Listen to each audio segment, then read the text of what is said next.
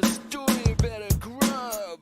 A grubby little guy who doesn't know it yet, but he's in for a big change. Grub was happy doing his grub things, eating leaves and doing other grub things. He'd eat his leaves all day and have grubby things to say. When he was asked to comment on what might be one day, He said, I'll keep doing things my grub way. It's my way from day to day. What may be one day. Till then, I'll stick to my grubby way. Grub was happy doing his grub things, eating leaves and doing other grub things. Grub was happy doing his grub things, eating leaves and doing other grub things. Grub went on with the way that took him day to day, thinking things that made him say, what if things worked another And way? he said, I've been doing things my grub way. It's the same old stuff day to day. Perhaps there is another way, so I can change my grubby way. Grub was happy doing his grub things, eating leaves and doing other grub things. Grub was happy doing his grub things, eating leaves and doing other grub things. And Grub went on and changed his ways. Woke one day and Grub felt strange. Wrapped himself up and slept for days. Woke up again and he was amazed.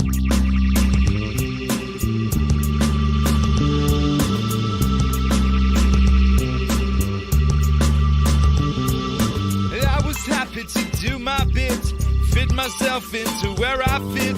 Never knew how free I could be, couldn't tell I could be me.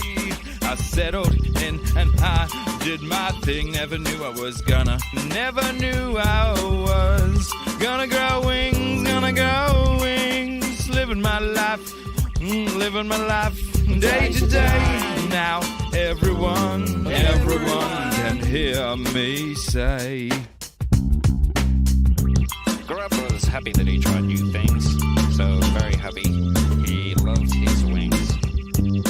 Recapping tonight's top stories. Grub was happy that he tried new things, so very happy he loved his wings. Back to you in the studio.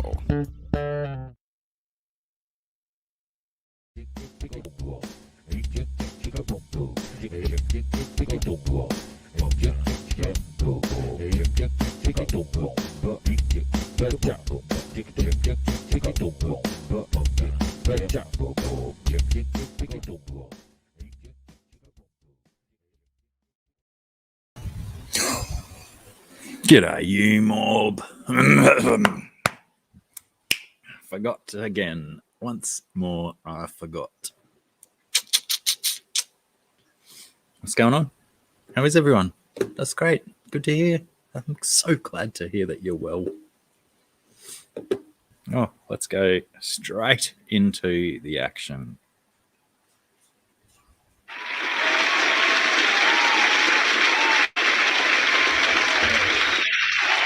That's better. Hi there. Hi. How do we do? Yeah, right. Yeah, right. That's good. All right.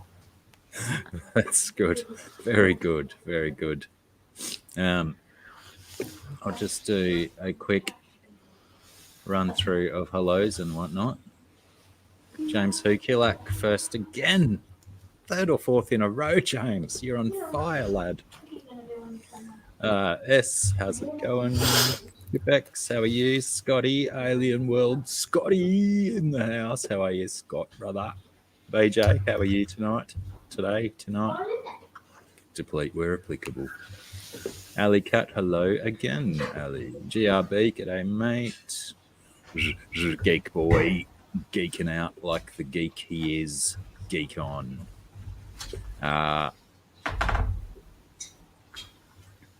That's not entirely the first time I've heard that, Rico, about that song. I may have to stop playing it so I stop getting compared to them, as if I care. I'll just call it an homage. Actually, oh no. When was That's not Arrested Development. They were around in the 90s, weren't they? Yeah, it was still before that song. Lumber Black. Yeah, I thought it was getting warmer, but now we've got these icy Antarctic winds blowing up on us. It's crazy. Makes it very chilly compared to last week. Was last week cold as well? I can't remember. It's all over the shop. G'day, Lonnie. How's it going? James is cheating, says S. Yeah, I send him a little message early to let him know that it's about to go up, so he can be there waiting. Two Dougs, how's it going? Welcome. And oh no, that's all right. I just found it funny, Rico, that it must ring true with a lot of people that it sounds a bit like the old Mr. Wendell, or what was the other one they did? I can't even remember.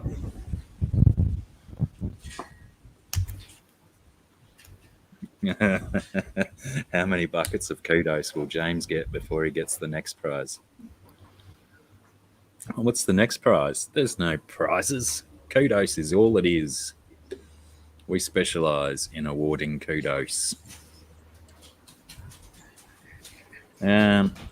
Let's bring this fella up as well, just for something different. Hey, ZB. hello everyone. How are you, mate? Pretty damn good. That's good. That's pretty bloody good evaluation. Pretty damn good. Don't think anyone could answer that question frequently that way. But anyway, well done. Well done on being pretty damn good. What about you, Scungy? Are you pretty damn good too? You didn't sound it earlier. I wouldn't. That's not the words I would have chosen, which is why I didn't choose them. Although I seem to always just choose all right. All right. Yeah, I fall into that category as well. I don't feel like really excellent. I'm okay. G'day, Pam. Punchy Paints in the house. You must have heard your name being spoken. I'm Pam. like waving with my off-screen hand. Yes, GRB congratulating us on our fine efforts on Pam's stream the other day. Thanks, GRB. That was good fun. Good fun to hang out with some of that old crew that we used to hang out with a fair bit. It was good. I was so happy that we did it and grateful to Pam for having us on. I probably should also say that by saying old crew, I don't mean the elderly people that we were hanging out with. It was the people that we used to hang out with quite a lot more frequently. Some of them. Don't take any offence, Pam. Not that you will. I know you don't take offence at silly things like that. Rico, you're a beast. So, did you guys hear? Apparently, there was an earthquake in Melbourne this morning. Yep. I didn't hear that. No, nor did I. I just heard it then. Mm-hmm. That's pretty wild. Do you know any of the details about it, Z-Bang? Yeah, 5.3 on the Richter scale, so it wasn't too big. Some building got damaged, some bricks fell down. No one got hurt apparently. So, bit of structural damage. Aftershocks fell in New South Wales and in Tasmania. Oh wow! Tremors. Yeah. Yeah. I don't think I've even heard or experienced a earthquake from Melbourne before. Heard of, I should say. G'day, Ginger Graves. I remember when the Newcastle one happened. I was getting ready for school, and I could feel it in Berry. Oh wow! Mm. Yeah, that was in the 5s as well, wasn't it? Or 6s even. That was a pretty big one. Mm. Yeah, but I don't think I've never experienced one. No, nor have I. Not even close enough to get a bit of wobbly ground or just a tremor felt. Must be a pretty wicked experience, even so far away. Because Berry's like 200 k's away from Newcastle or something, isn't it? Yep, at least. Yeah. A lot of vibrations through this planet. we ride around on. Yeah, it's all those protesters marching in lockstep. They synchronize and boom. Cause the tectonic plates to rumble, rub upon one another. There's a I disturbance in the force. I thought that there was an earthquake once. I was like really young, probably about 4 or 5, and we lived in Byron Bay. And I woke up in the middle of the night with shaking and stuff. But it was some like club got bombed in Byron. Yeah. I can't remember the name of it, but I know where it was. But yeah, so I thought it was an earthquake at my, where I was at, but it was actually a bomb.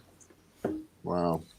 Yeah, well, that's probably the closest I came was that one about 3 or 4 weeks ago where there was some nonsense going on out over the back paddocks there, and there was just this massive big boom, and I could feel it through the ground, even though I'm on like a 4 or 5 inch thick concrete slab, probably even thicker than that, but I could feel it through my feet just from a explosion over there.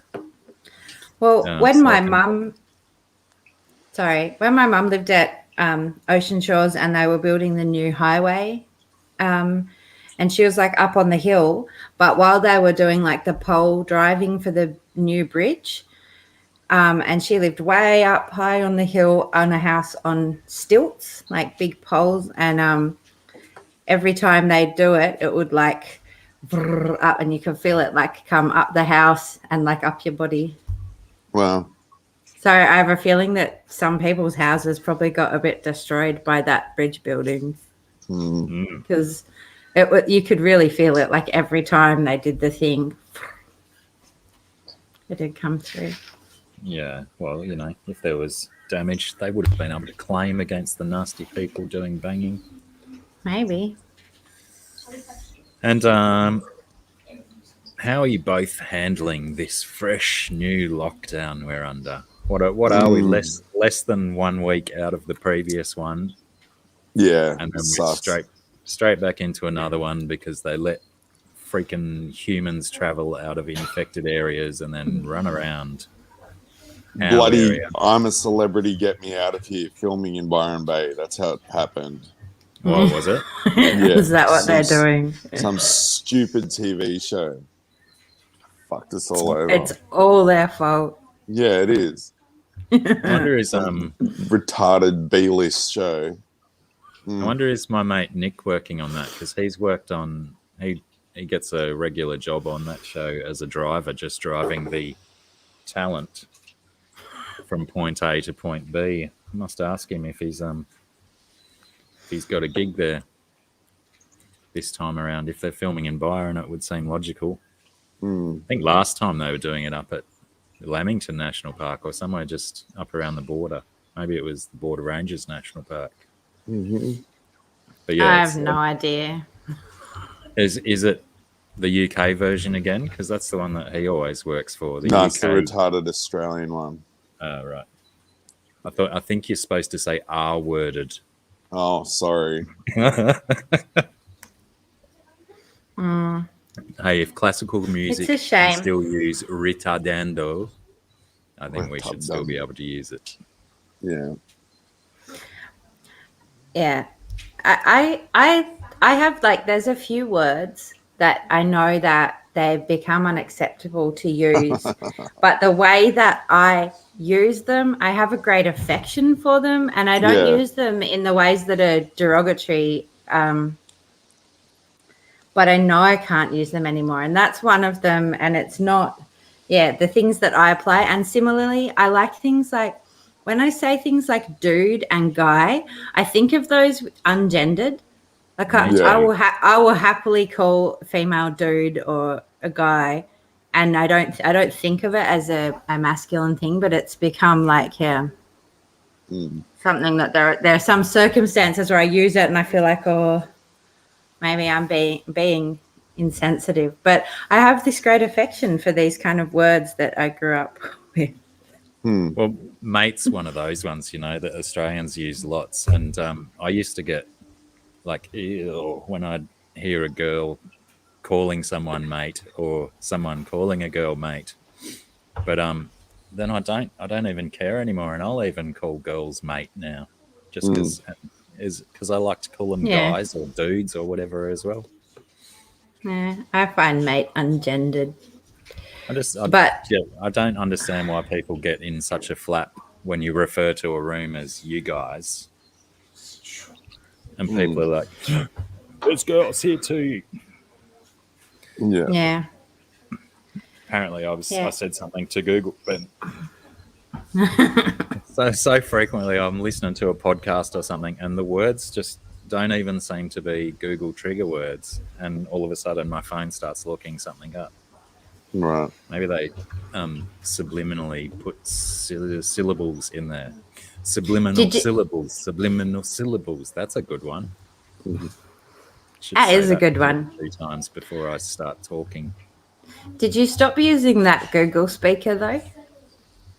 That was Uncle Bill's one. No, it's inside, and I'm still in the process of training the parentals that it's there so you can switch the radio on or get it to tell you jokes, or apparently trivia is pretty good on there as well. Why did you want it back? No, I was just wondering when you started saying about Google, I remembered your Google speaker responding to things.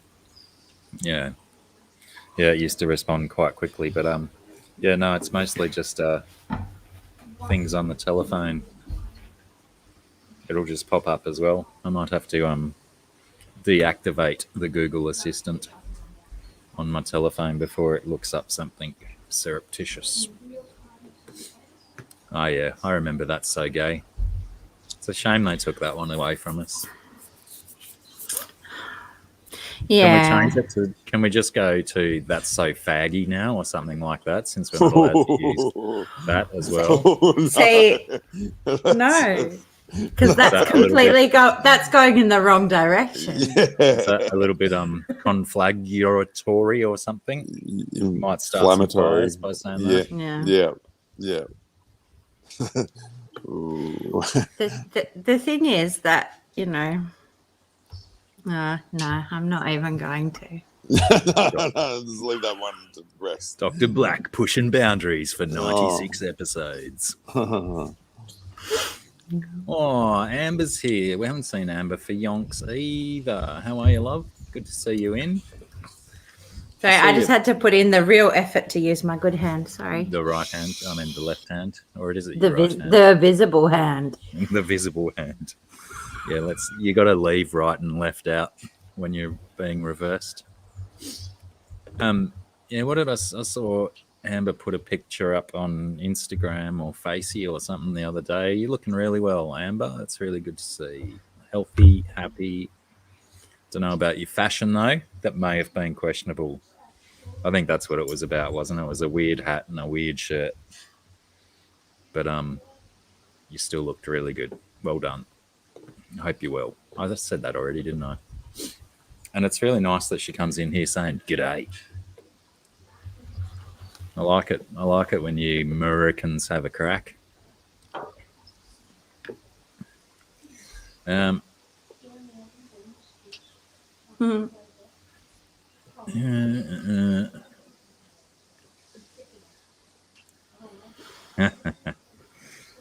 what you get with a androgynous moniker, BJ.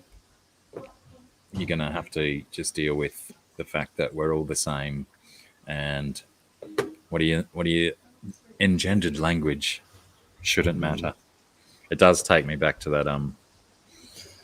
that video of the dude in that lecture hall when the people were talking and he got up and said, point of personal privilege, please don't use engendered language in this room. People get triggered by it. Do you remember that one from your mum's house? No. But yeah, I think they've played a couple of different ones from that guy because he's was taking offense to a lot of things that happened. But yeah, people are very, very delicate little animals nowadays. Hopefully it's one of those cycles that swings around. Look, I'm really happy to gender everything, but that not to the exclusion of things, rather Yes. to the attachment that we have to them. I totally agree, and I think that's a brilliant thing that someone has said out loud. Let's not ban stuff, let's broaden their appeal or their defos. Yeah. So, guys, Amazon Prime, have you guys got that? Yes. Yes. So, I've been watching this great show called Nine Perfect Strangers was filmed in Byron Bay, and it is. Were you not here fucking last rad. week?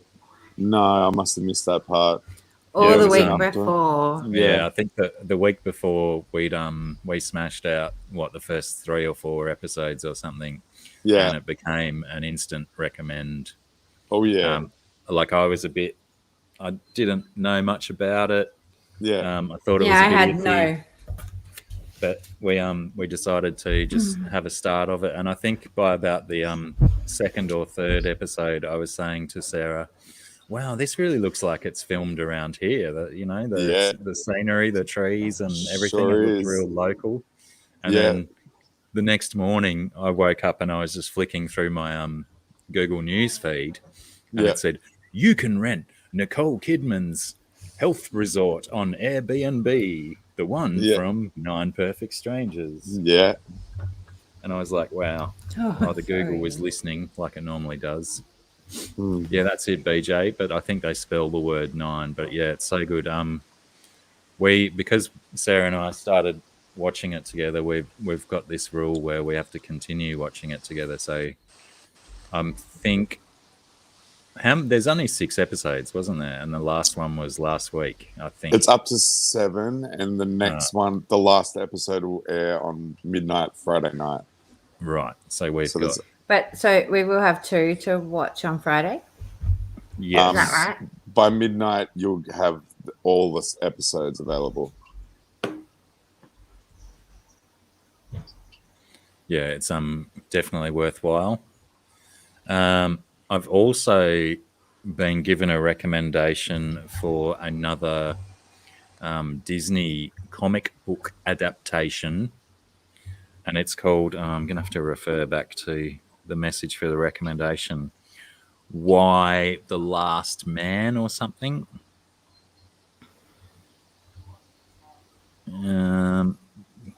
Scroll. Just talk amongst yourselves while I find this. Yeah, it's called Why, the Last Man. A virus kills all but one man on the planet, and the women stop conceiving. So I don't know if they're actually physically incapable of conceiving, or it's just because there's no men. There's only one dude to service them all. He's going to run out sooner or later.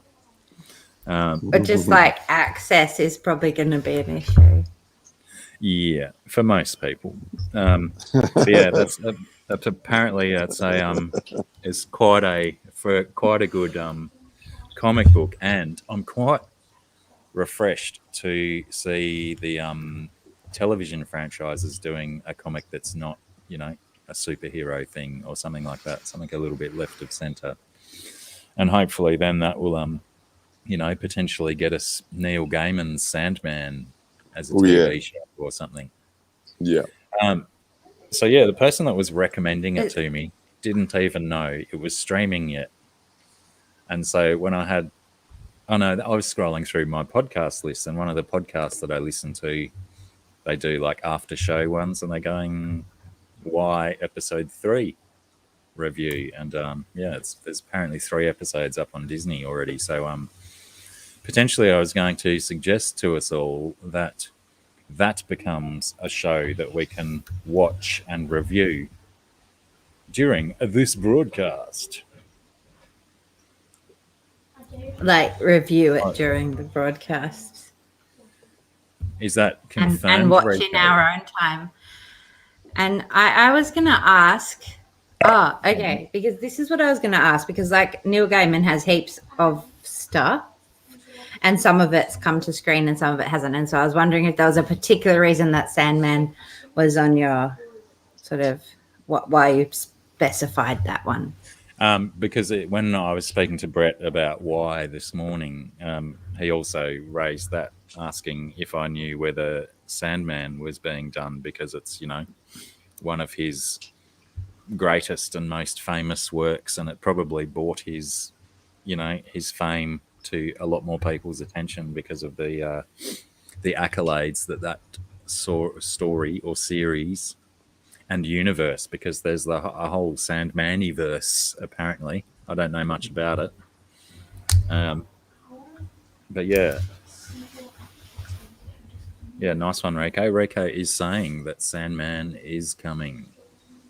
Because, I just did a brief search for that when Brett asked me if I knew whether it was being made or not. And there's apparently a video game done on it already. There seem to be some video game footage on the YouTubes. But, I couldn't find... like I said, I didn't do a deep dive. What I saw didn't indicate to me anything regarding a televisual experience.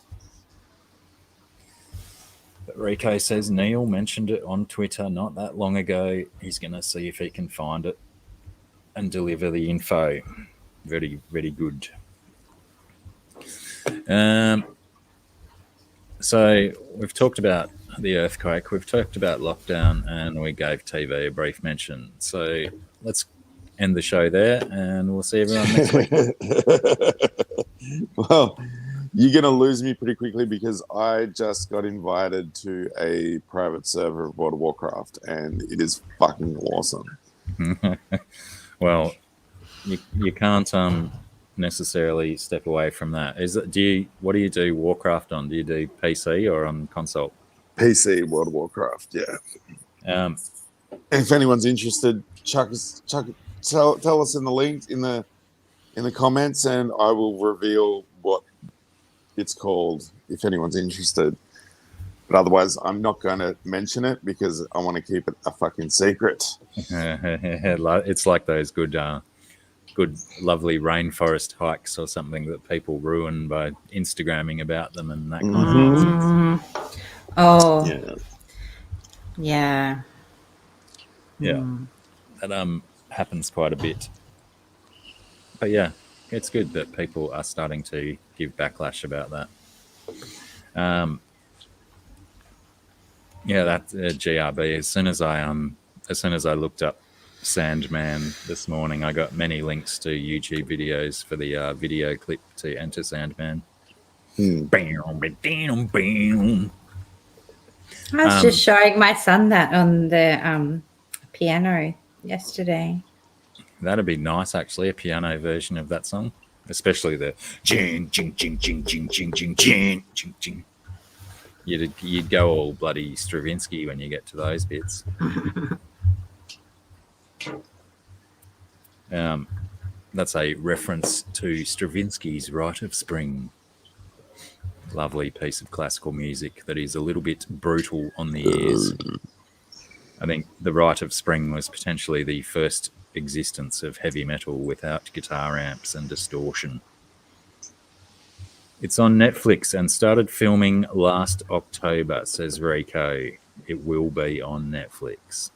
Cool. Right, I see. Correcting. It's not on yet, but it's being made by. Nice. Well, something else to super look forward to. Joel must have missed that one in his recap of all the choice things that are coming out in the next 6 months the other day.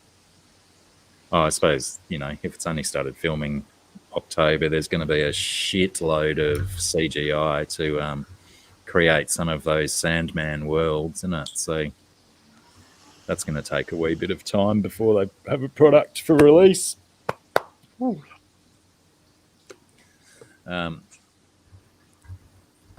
That's how ironic. I just got a how when your friends start playing a game on Steam, you get a notification that comes up, because there was another game that I was going to tell you, and then a notification that someone is playing Valheim. Have you heard of Valheim?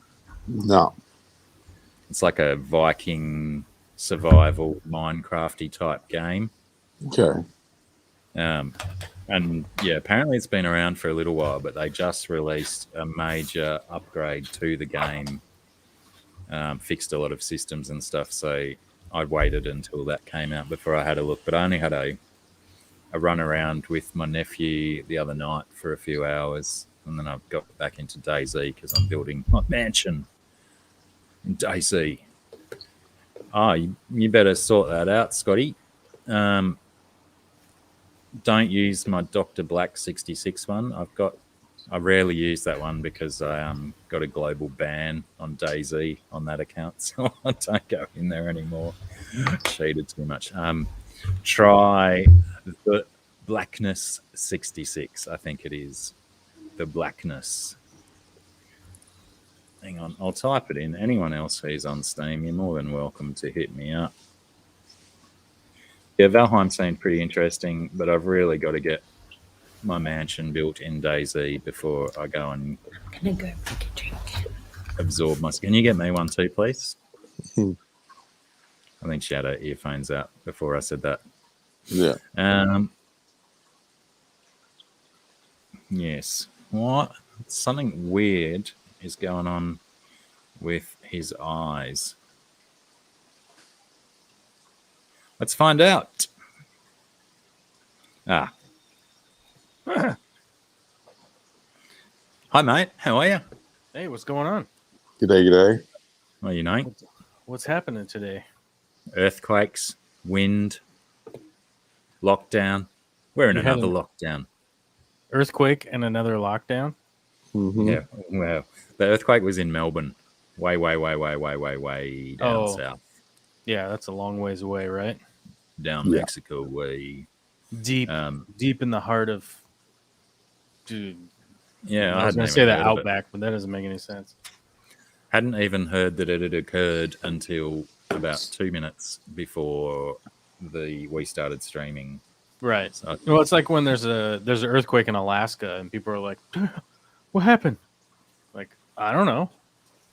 It's like 1,200 miles from me. I don't know what happened. Super far away. oh, g'day, Stephen P. I don't think I even said hi to you, Double M Triple I. Oh, I got to go And John find your Oliver. chat. G'day, John Oliver. How do? Do I got to open your chat? I got to open your chat, huh? I mean, it'll keep you a little bit more in the loop. Well, But yeah, we'll I mean, just sort of, like, should I be in the loop, though? I mean, is that helpful to anybody? that's entirely up to you. If you feel you can help by being in the loop, then you get yourself in the loop. So what's going on today other than lockdowns? What more lockdowns? What happened? They let some awesome special human fly out of Sydney, which is having thousands and thousands of cases at the moment. They let them fly into our closest airport, which is Ballina, about half an hour away, and then they spent 4 or 5 days roaming around the Ballina Shire, the Byron Shire, which is my one, and the Tweed Shire, which is Scungy's one. Uh-huh. And yeah, so all 3 shires. Actually, Lismore went into one as well. It's another shire down near Ballina. Yeah, because there was another dude tested positive there that flew up from Sydney. So yeah, it's pretty shitty that they're letting people fly out of these areas with massive infection numbers and then just wander around as they want.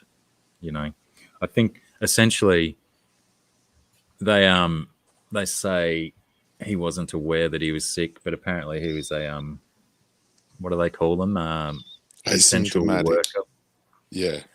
He was an essential worker, so potentially should have known that something was up, depending on what kind of essential worker, I guess. But Right. That's for Alien Well, I World think Aquatics. this has been my long-standing thing shockwave with this whole pandemic is that you should be testing everybody that's working, you know? Yeah. Like, Yeah. because, I mean, obviously testing somebody who's like not leaving the house is kind of weird, you know? It'd be like, where have you gone in the last week? Well, I went to the grocery store for 18 minutes and then I came home and then I've just been pretty much just at home doing stuff at home. What's up? Right. You'd be like, well, it's kind of a waste to test those guys, but like why aren't all the companies just testing all of the workers all the time, right? Like, Yeah. hey guys, it's Tuesday. Everybody's getting swabbed. Come on into the office. One by one, get swabbed, and then just send the tests in. And like, oh, somebody here's got COVID. We got to figure out who it is now, or something. Like, why hasn't that been figured out? And just be normal now. Like, I that's the thing. I don't understand. Well, he tested negative on the fast swab test, the antigen test, but then when they did a more thorough test, he had it. So right. So like one of the things that they're doing here is that they'll take so when I go get swabbed, you go through I go in the drive-through and then swab, give them the swab, then they send them in. So what they do is they culture from 20 tests or something and see if there's a positive in any of those. And then if there aren't any positives out of that, they're like, cool, boom, those guys are all good. But if you get a positive, then they go back and test each individual one, right? To figure out who specifically has COVID, right? Now, before I you go just any don't further, understand why workplaces can't be doing that. I don't. It just seems so stupid at this point. It's weird. can I ask, did you pre-record this video and you're dubbing your audio over? Me? Yeah. Yeah. I have a few seconds of desync with your lips and your sounds. Oh, hold on. Three. Let me get out of here. I'll get out of here and I'll come back later. Don't come back too much later. We'll It's be going to gone. be super later. Yeah, I'd surely people flying into a small area like Ballina Airport from a place like Sydney, surely they could say, all you Sydney people, come this way, get COVID tested. yeah. I thought people had to self-quarantine Well, that's what I if would they were assume as traveling well. from the place that has heaps of it to the place that doesn't have any. Then they quarantine for that period to determine whether or not they might have it. Yeah. Well, that's what I was also wondering that's where the onus is sort of on the individual to say, I've come from a dodgy area. I should go and get a test and isolate for a few days to see what happens.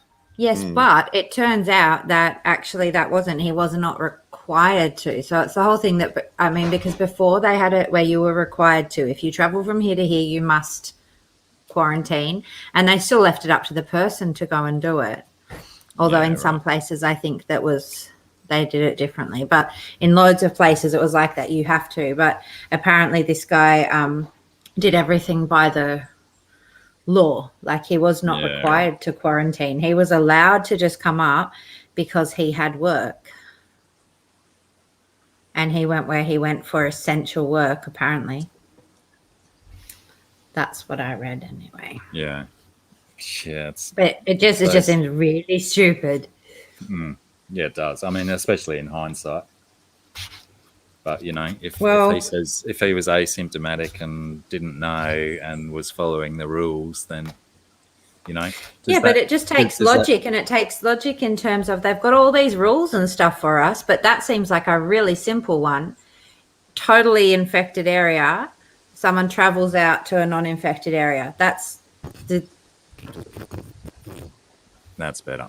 Am I out of sync? No, you're right now. Okay. But yeah, now I have 10 VPNs running. Now you can't track me at all. But yeah, does the fact that he didn't believe he was doing anything wrong, does that diminish our ability to call him a fool, to call him a goose? No, it does not. We need a scapegoat, and that's the guy. G'day, Zip Gun. Well, and in fact, it sort of makes it worse. Yeah, I suppose. Because instead of using his own logic that he's been in an area where he, has been exposed, he's just gone, oh, well, the rules say I'm allowed to travel and mingle, so I'm going to do that. Yeah. Oh, so GRB is wondering who's going to pay for all this testing and these tests happening for free worldwide. So, the governments, I'm sorry that there's no other better way to implement it. Like, but yeah, like government institutions should be implementing this testing situation that I was talking about before I had to reboot there. But yeah, like testing should be sorted out by now. That like if workplaces are open, you should be getting tested. Like it just should be ongoing. It should be just a normal thing of like, okay, you know, we got 6 people that tested positive, so they're going to be out until they test negative. Like this should just be normal at this point. I don't understand how it's been 20 something months now of this, like where it's just like, well, I don't know, maybe somebody was on an airplane, I don't know, you know. And it's just like, you know, when I got on the airplane, we went to Peru, you had to have a test that was negative within the 48 hours. You had to basically have just taken it to go fly out of country, right? But I could fly all around the U.S. and you didn't even need a test, you know? Yeah, right. It's like to leave Peru, we needed a test. You needed to have taken a test that you were negative and going to get on the plane to go fly around in Peru, right? And yet in the States, I got off the plane in Texas. Immigration, this is what he did because immigration was busy at the time. I walked up to the window. I showed him my passport. He went, "You're American?" He grabbed my passport, looked at it, stuck it back out the window and said, "Get out of here. Go, go, go. I don't have time." And just told me to go. That was it. You know, What was that all about? You'd have got no explanation what it was about? You just got confused by it? What's that? Yeah, why he did that. From customs, from immigration? Like, that was Yeah. the customs from flying in from another country. He basically was just like, yeah, get out of here. I don't care. You know, and it's Right. like supposedly Texas is super tough on, oh, man, we're going to catch all these people. Oh, my God. And the guy literally was just like, I don't have time. The line's too long. Go. Just, okay, go. I'm like, all right, dude. See you guys you don't later. look Now sick. I'm in your airport. I don't know. It was just, you know. But yeah, it's bizarre that we're at this point where, I don't know, it's been 9 months this year, and then what? At least 10 months of last year, 9 months of last year, so like 18 months at least at this point of like, yeah, I don't know. It's just weird. Yeah, I think a few Tehans might disagree, Geek Boy. They might be too settled in. Geek Boy wants to give Mexico back to Texas back to Mexico. It's actually it's actually like we wouldn't want to do that to Mexico. I mean, that would be mean to the Mexicans. That's what I was just thinking. Like, what are you doing? Like, you want to burden Mexico with all those Texans? Like, oh my God, Mexico would just go under. That'd be an interesting concept. It's like they want to change the border here, bring the Queensland border down below our shires and stuff. They've been talking about thank you. years and years and years. Yeah. I used to think it'd fuck make it. sense, but I really What? like the shape of our state. What would be Yeah. the upside? What would be the downside? Well, the upside is that a lot of people in the northern shires that we're in do most of their business and stuff Gold Coast and Brisbane, which are Queensland cities. But yeah, I don't. Yeah, but as soon as you start moving the border, then you'll be like, oh, near this border, a whole bunch of people cross over this one. So now we need to move it. You know, Yeah. I mean, When does it So that's stop? just a state. That's just a state boundary, right? Or- Yeah. Yeah. Oh, okay. So it really wouldn't be that dramatically different, unless Queensland seceded from Australia, right? the main the main differences are going to be things that there's different kind of laws and stuff that would then apply to all these people who are used to living under one sort of state will suddenly have their laws and regulations changed. Yeah, that's a good point. We're more likely to secede as the Byron Shire from New South Wales. From the whole country. Yeah. So we could get our cannabis laws sorted out, because at the moment, like, we grow a lot of medicinal cannabis, but the price is just ridiculous. And people are still getting done for like having a joint 2 weeks ago, and they drive and they get a swab test and they get in trouble. So we got to get rid of that, you know. Right. And we can make a lot of money from international tourists coming here for like cancer treatments and shit, getting on the oil and tax the shit out of it. Stephen P says, I'm not a fan of the South, which is not true because I am a fan of the South. I will go down to the dirty South at any point in time. But the South in the United States does not do very well for like representing itself to be like, hey, come check it out, Louisiana. We don't have any power because there's another hurricane again, and then yeah. Well, we're all drunk on Bourbon Street, I guess. Okay. Well, what am I supposed to visit? New local Austin's mad. He's just mad. Well, you know, I mean, so in Texas, they passed statewide that you can just open carry your pistol without a license at all now. You don't even need a license to carry your pistol on you. You realize that? Is that a good move? You think that's a good move? Well, you know, there's some responsible gun owners, I'm sure, out there, but it still seems quite fraught with risk. Well, You said open carry too, not concealed carry. I think you can conceal carry now too, without a license. I'd have to check. Without a license? Yeah, you don't need a license now in Texas. They're like, no, we're getting rid of that. We don't need that.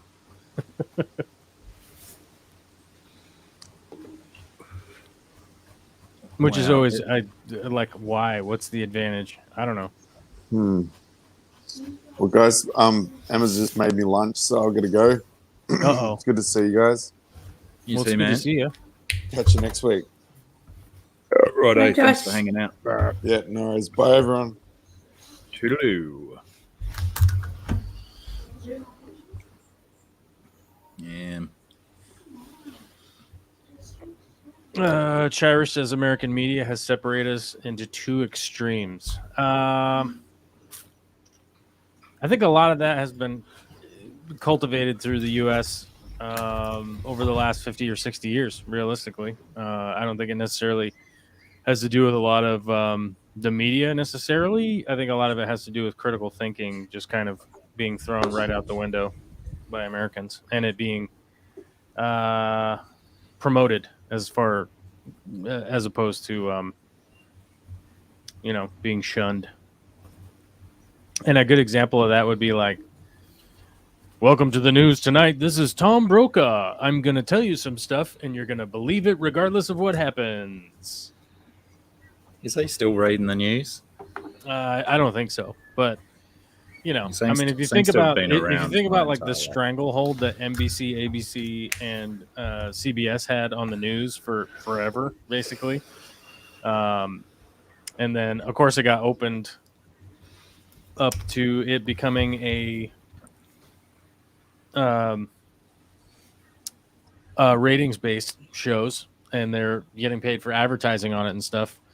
Just throw that all out the window, and now those people that were conditioned to listen to somebody who's wearing a suit and tie and talking in the North Atlantic accent at a certain speed and tone, and I gotta check my papers on the desk, and I'm gonna tell you about the thing that happened in Iraq last week.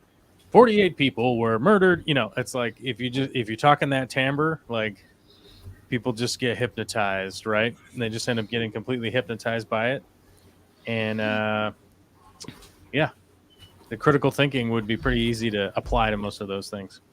Yeah. But yeah, like you say, people do get lost in the presentation tone and stuff. Right. So I don't think it necessarily is the media to blame. I think there's a conglomerate of stuff, but I think most people as individuals probably need to accept a little bit of responsibility based on their critical thinking and like whether or not you're gathering enough information to actually have an opinion on something or not is probably like an important thing, to consider as far as like in America at this point?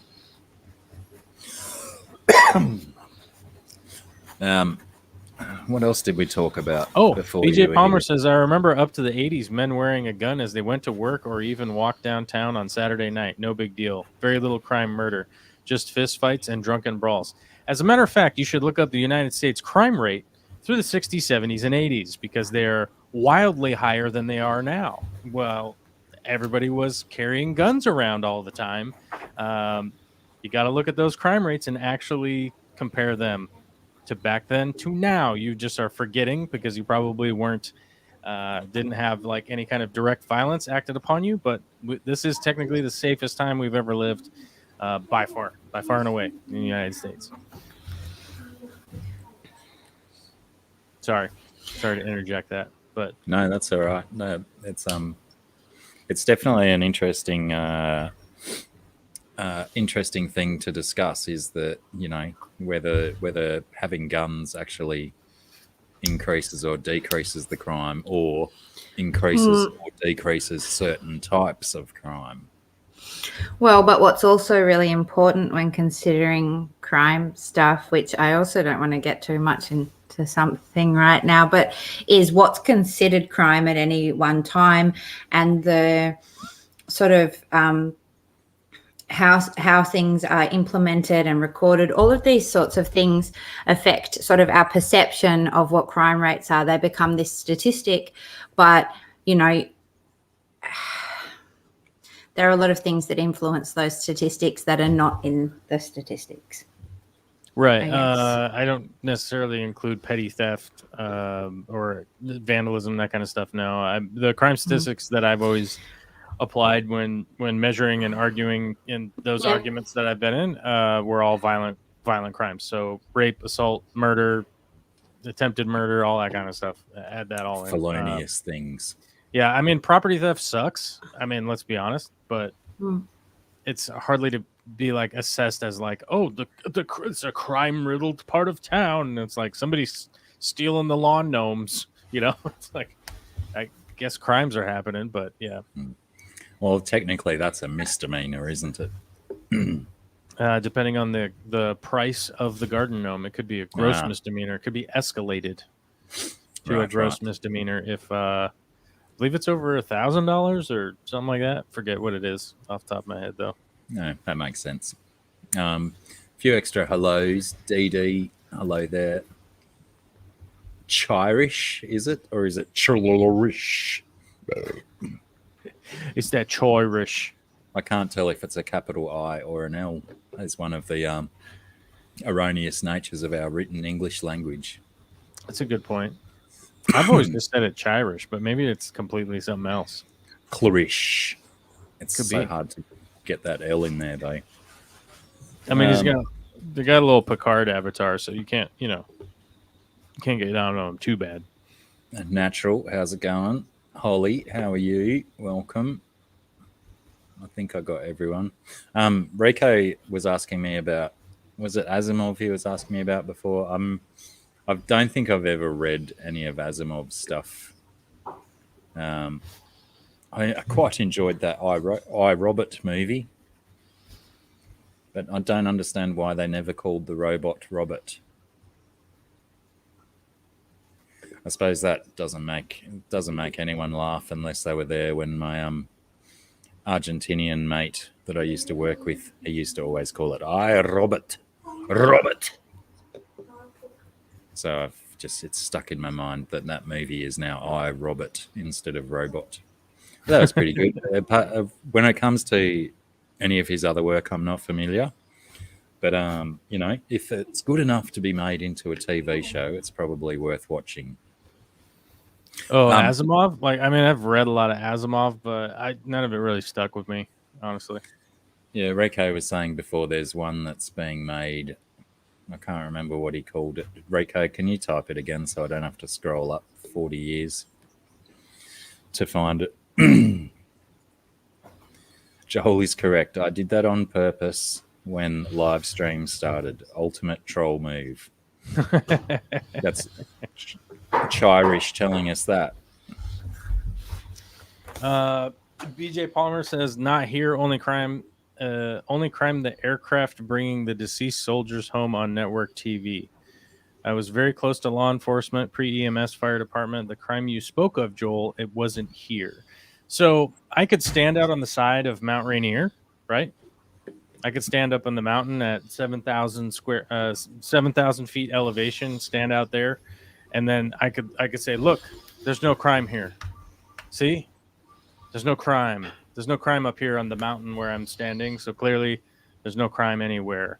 A big part of critical analysis is being able to gather enough information and weigh this information over that information over a period of time so that you can get like a real analysis of like what's happening. So it may or may not have been that in the 80s, like you spoke of, there was no crime in the area where you were at. We would also have to look at population growth, density growth, maybe poverty growth, certain things that have happened over the last 30 to 40 years to apply to get a real picture of the area that you're in. But if we're speaking at overall in the United States, a lot of it came to a head in the mid 90s and has been declining ever since. So nowadays, if you watch the news, they'll go like murder in the United States. It's gone up 12% over last year. And it's like, well, the reason that you say 12% is because if you go, if you say there was 500 murders last year, and then you go, there was,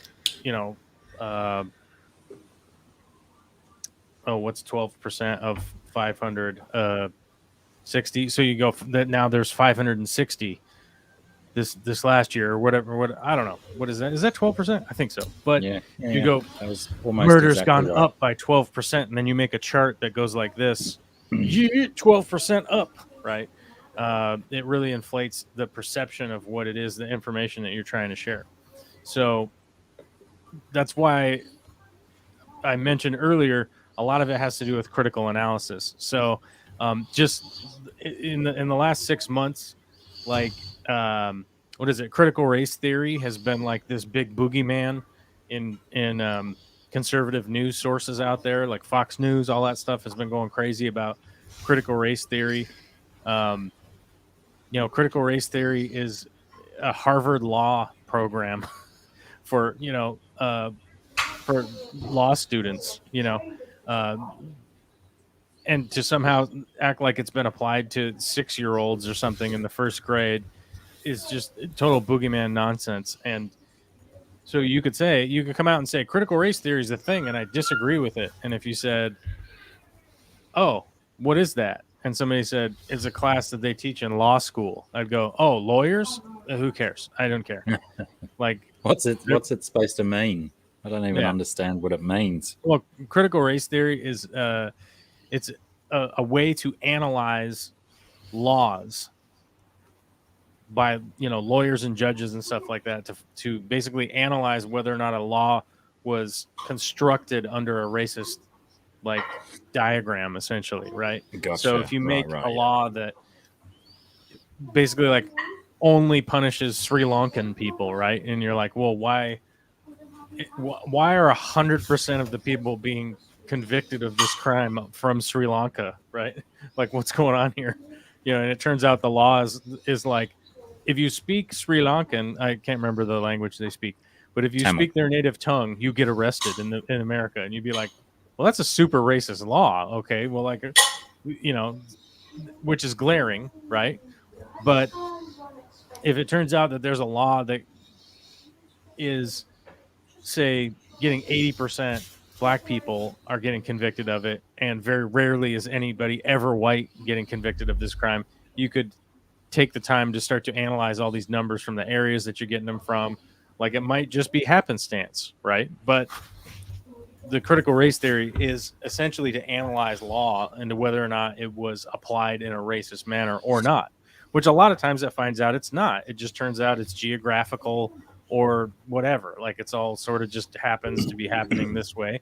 But sometimes it finds it and you could bring it to light and go like, oops, this is not good, And a while ago, somebody got really pissed at me because they're like, and I bet you probably will have a parallel thought with this.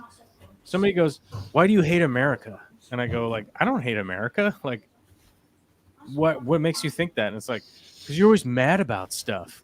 And I go, okay, hold on. Do you think I hate plumbing? And they go, no.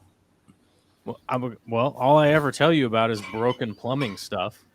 I don't ever tell you about successful plumbing stuff that's still operating 12 years later, right?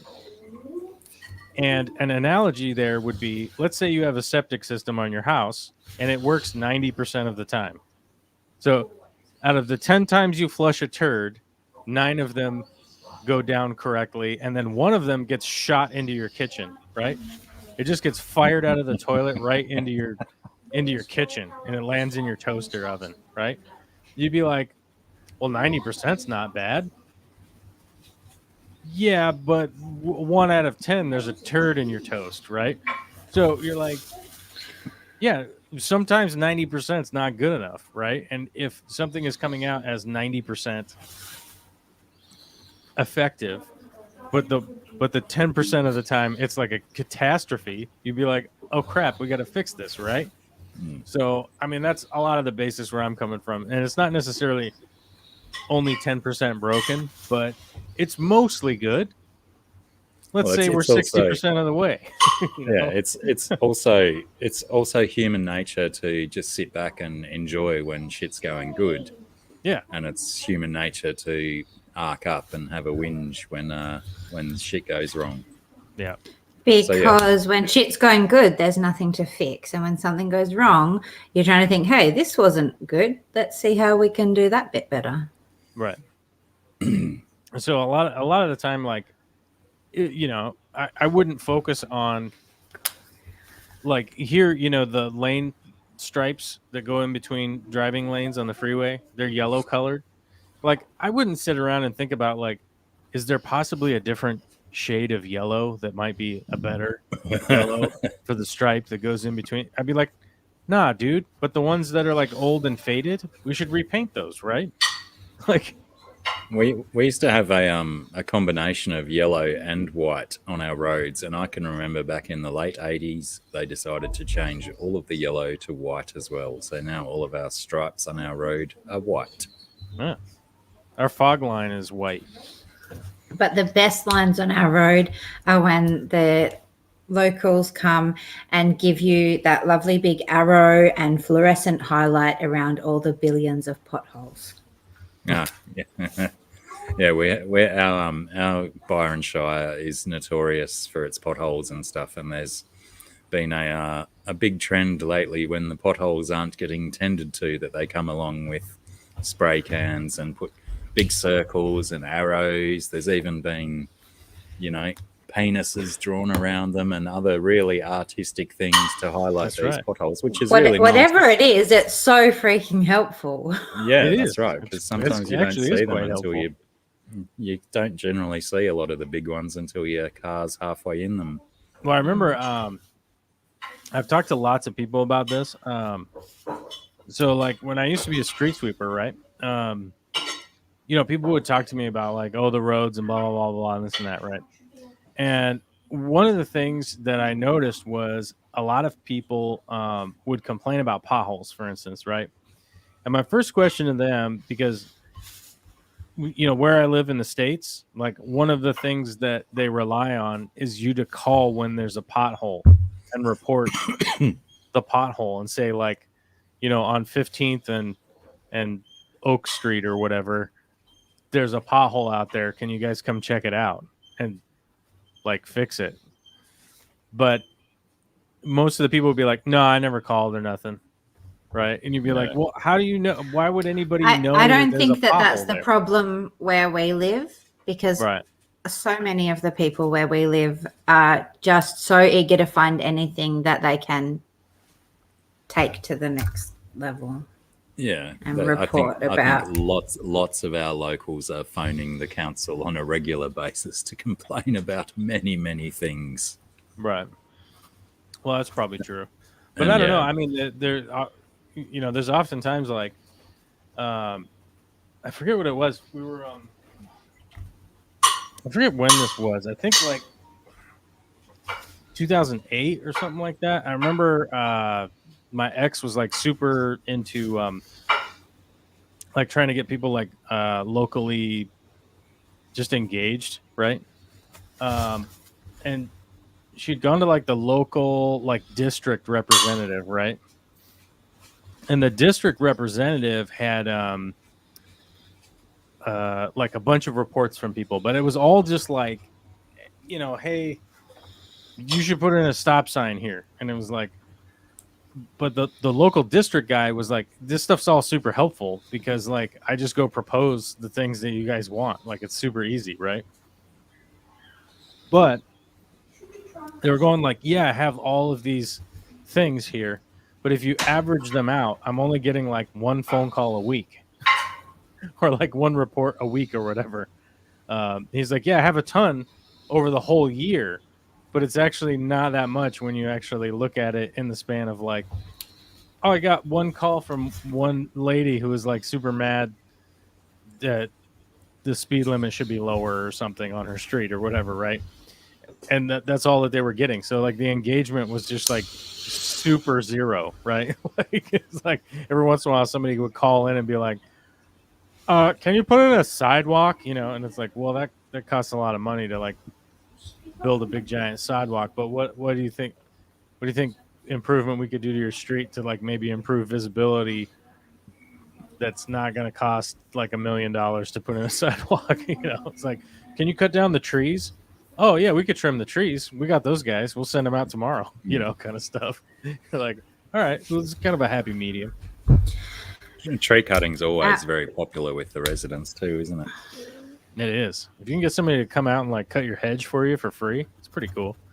Sorry, Scungy, what were you going to say? Oh, I don't know. I was going to say probably just something about how our community people are incredibly vocal. I guarantee you the people in charge of things are not getting one phone call a week. I reckon they're getting like so many every day. Everyone is vocal and then everyone is talking to everybody else about why it is and everyone is like at them. And maybe that's part of the reason why things don't get done is that there's just so much of everybody coming in that it's like first have to deal with all of that stuff. Because a lot of stuff doesn't get done, but the community members are vigilant. Although I got a question, how well are these penis paintings working out? They Zipgun says about, there's obviously, I don't know whether Wanksy was first or it happened here, but obviously it's a common ploy around the world to paint dicks around them. Because the council's going to want to fix them up pretty quick. Well, we say that the Wanksy is has a high level of efficacy, right? It's just, it's up there. So I would encourage everybody to draw a big wiener around any potholes you see in fluorescent day glow spray paint. Which I will say I am kidding when I say I've never painted a giant phallus in my entire life. In Dayglow orange. I've never done that.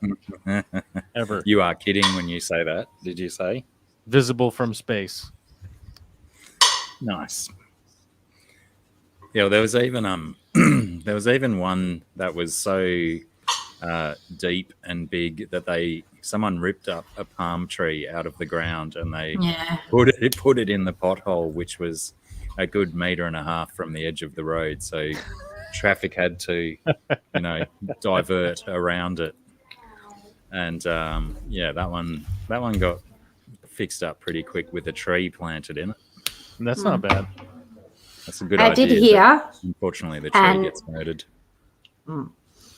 I did hear that a good one to get them to come out is to put up signs about caution, dangerous road ahead and stuff. Mm-hmm. Because if you put up these signs, then they're kind of quick to get on them and get that fixed up. But I'm just saying, like a stencil and a rattle can. Yeah, that's pretty cheap and quick. The reason that I like that the most is because it either gets them to fix it or you can avoid running your car into that pothole. And added bonus, you get to smile at a penis. Yeah, that's what I'm talking Well, about. It's hilarious. Spray paint penises are often the best ones, aren't they? Yeah. Because they always look like they were drawn by an 11-year-old boy. They just touch that inner child part of all of us. Yeah, it's like fart jokes or just farting in public. Or in private. Or That could still be funny. picking your nose and then going at someone's face. That's always good fun too. There's so much enjoyable potty humour. Yeah, just so that you know, in case you didn't realise before, that actually isn't very fun. What, when you do these ones? Nah, it is. It's great fun. Obviously the inflictor has the most fun, but you know, if you're not enjoying it, you're coping wrong. You just need a different coping mechanism. Instead of going, you need to go, ha, ha, ha, ha, ha, that kind of thing, perhaps. I like it. So I guess what you're saying is you don't necessarily want me doing that to you anymore. Only when it's a really good one, because you've enjoyed some of the ones that I pulled out of my nose before. I enjoy what you pull out of your nose. I just don't like when you wipe it on me, or you pick my. You do, or when you pick my nose and then wipe it in my mouth. Oh, those are the things. different. Those are the things that I don't enjoy. But you pulling a giant booger out of your nose—that's joy for everyone. That's fine. I don't think I've ever wiped my stuff on you. I've done the old pick with this finger and then wipe with this finger trick. That's also nonsense. stupid. Do you think I can't taste the taste of snot? What? You've tasted my snot? Goodness me. I'm really in denial that I would do such a thing, but you know. But yet, it's not just a one-time thing. It's a. Is it on the reg? Yeah. Yeah. Sorry. I think she's. Maybe it's just subconscious. Just an automatic neural response. You just do it without like a real decision to. Isn't love wonderful? It is. G'day, Jimmy P. Jimmy P's walked in just with the poking of snot talk. Just by the way, I've never been with somebody else who wiped their snot on me. Yes. Ever. First. It's a whole new world. It sure is. A whole new world. Yeah. I was really hoping someone would start singing that. Yeah. I'm always wishing that someone would start singing that. That's right. Flying carpets, magic rides. We're out here. I'm a diamond in the rough, dear. So GRB mentioned our fantastic work on Pam's live stream the other day. What are you working on today, Scungy? I'm working on this, but I've lost faith that anyone can see my drawings on the screen. But we get the general idea.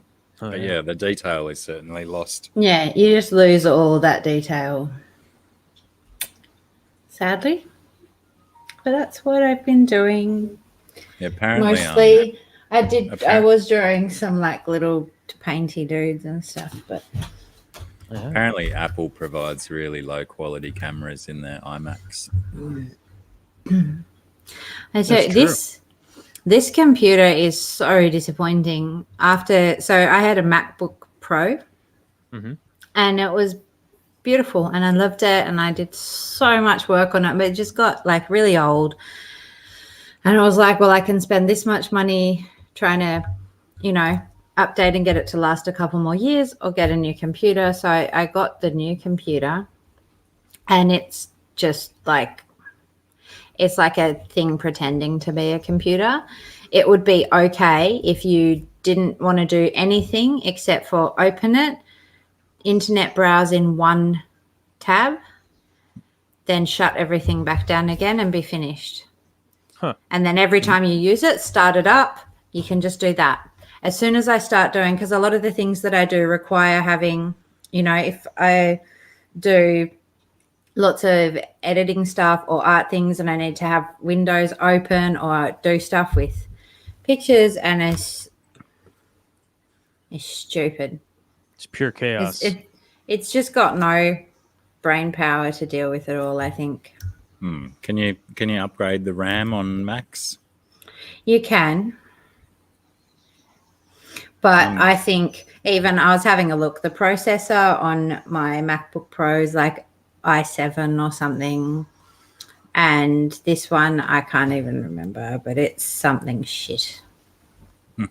I can't remember anymore. But it's like the entire system from the ground up is just basic. But it cost as much as 3 basic level PC computers. That's what you get with the apples. Can you hold that picture up again? GRB's saying that he sees one of his shingleback lizards in that picture. That's a bit lizardy. And our bubbles. Yeah, I get that with the head shape and the lumpy bits and stuff. Nice. We love lumpy bits. Oh, yeah. Oh, yeah. PJ says, Kate says, we're all weird. We'll take it. I resemble that remark, I think is what people say. Yeah, my laptop's an i7 processor, whatever that means. I don't even know. Do you want to see? I swear that MacBook, if I started it up, would run equally as well as this. And it is like so full. It's got 3 megabytes of space left on it. And it's like 13 years old. And it'll run as well as this one. Do you want to see what I drew on Pam's live stream? I got really excited for a second there, thinking that you did like a separate, different drawing. More drawings. No, I haven't drawn a thing since I drew that guy.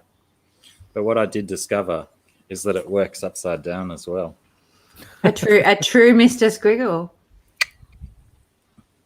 I found that a little bit ironic, considering that's how I introed his evolution. Mr. Squiggle, the man from the moon. That's how it went, wasn't it? I loved Mr. Squiggle. And then I used to play Mr. Squiggle with my friends when they would all be stoned. And I'd be like, a best game, we're going to play Mr. Squiggle. I'd draw the squiggles and get everyone to do their drawings on them. And I still have them. They were quite fun. So I did explain it on Pam's live stream, Joel, but Mr. Squiggle was a TV show in the probably early, maybe even the late 70s, early 80s. And it ran for a long time. And, there was a little bit of stuff that went on the show, but the main part of the show was Mr. Squiggle.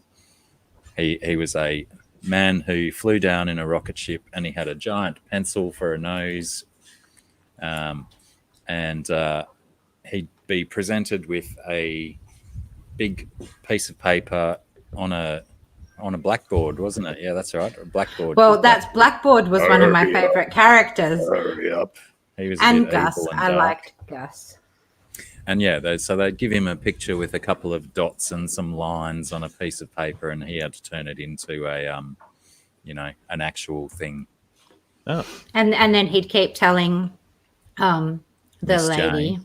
Yeah, that's the upside one. down, Miss to Jane. turn it around, and he'd turn around and do some more, and then it'd turn out to be a picture. But it was so that while he was drawing, you couldn't tell what he was going to come up with. Yeah, and it was quite craftily done too, because he was a marionette puppet. He wasn't an actual person, so they must have had, I don't know how many takes they had to do. Maybe what if he stuffed up some strokes, the puppeteer. But it was, we watched it.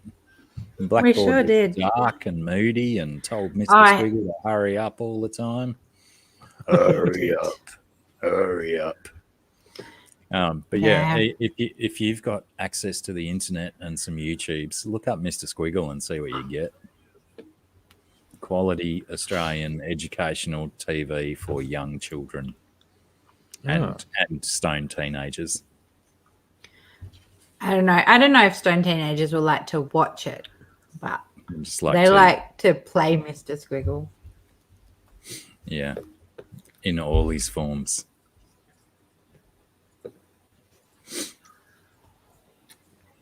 What are you saying? Just, Nothing. I mean, yeah, I was just going to say these blueberries are actually really good. I was wondering what it was. I thought it was licorice bullets because they looked long and tubular.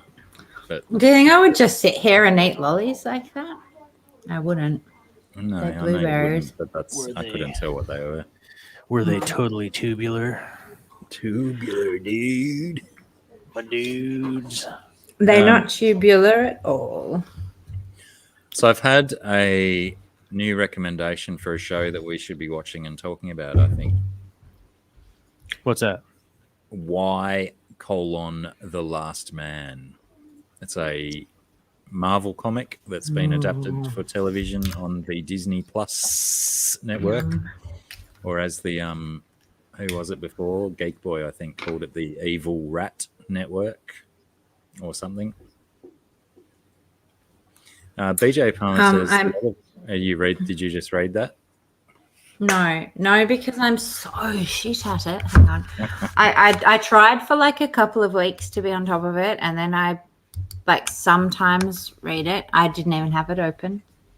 BJ's asking advice on art programs for her daughter. Well, that really depends because the best one, but it's only available on iPads, is called Procreate, and it's actually so good. It does cost like $30, but considering like say to get something like Photoshop is a fortune. So Procreate's beautiful, and apart from that's what I use now on the computer. I don't really know. I used a little bit of what's it called? Coral Draw, because it came with my Wacom tablet. Procreate's also got that lovely wordplay about its title, don't they? Sure. It's actually brilliant. It's so good because it's just this simple little app, and everything is like, there are some things you sort of have to get into, but if you just come at it, like I've given it to my kids with very little, I haven't really showed them around. I've just gone, you just can go here to get paintbrushes and whatever, and they have been able to produce some really awesome work on it. Like, so it's quite intuitive. Yeah, nice. Oh, Rike says that Y is a DC comic or Vertigo comic. That's interesting. Spreading their wings. Where did you think it was from? I just automatically said, due to the relationship with Disney, I just said it was a Marvel comic, but I'm not a comic guy, so I don't really know these things. Well, BJ says it said it was released it's made by FX, but it's on Hulu in the States. Might have to look into it. Maybe it's not on Disney. Maybe it's on something else. It's on Disney in other countries, but in okay, righto. In the States, it's on Hulu, and I don't. We can't get Hulu. You guys, so it's probably on Disney Plus for you guys. Then, yeah, would be my guess. Yes, it is. But it says it's on FX. Oh, I guess FX is on Hulu now. I guess. I don't know. Right. Yeah, they're all got their hands in each other's back pockets now to get the monies.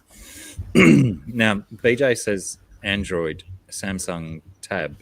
Now, I seem to recall that Procreate was an Apple-only product, wasn't it? I'm pretty sure it's Apple only. And sadly, I haven't used any Android products, so I don't know anything about them. I was trying heaps of drawing things until I found Procreate, and It was just so good that I was like, yep, delete everything else. I'll take that. So I think currently right now on our list is Dune. The Wheel of And- Time is coming Sorry. out. Well, sorry, I was going to talk about computer programs there for a second, but there's what was this? What's the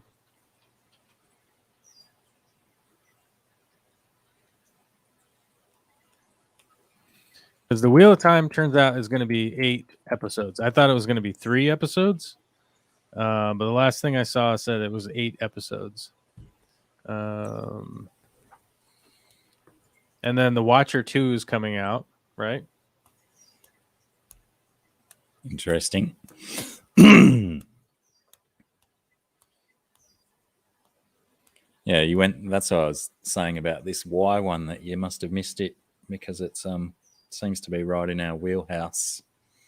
It wasn't in your list of things that you rattled off a couple of weeks back. So I just got done reading the Dune series, and then I've read the first 2 books for the Wheel of Time. I just started the 3rd one, so I could be up on the lore for those. And then I forget what else is coming out. Because like Suicide Squad came out and I never really watched it. Oh, the Ghostbusters Afterlife is going to come out.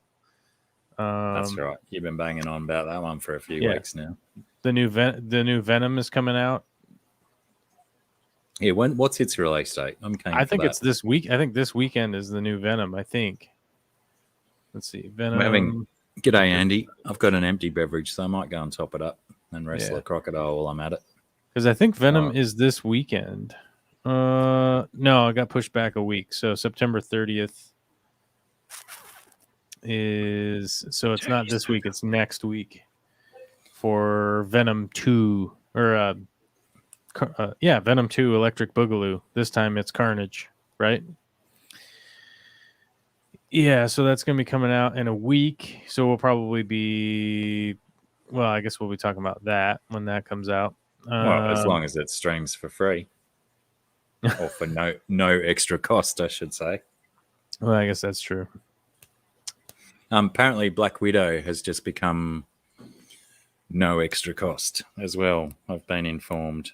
So that might be worth a watch now that it's free. I'm certainly not paying $34 to watch that piece of nonsense. Yeah. Oh, so maybe we'll have to check out Black Widow if it's become free now. Now we could go watch it. I've not confirmed that. I've just been told that. So we'll have to be confirmed.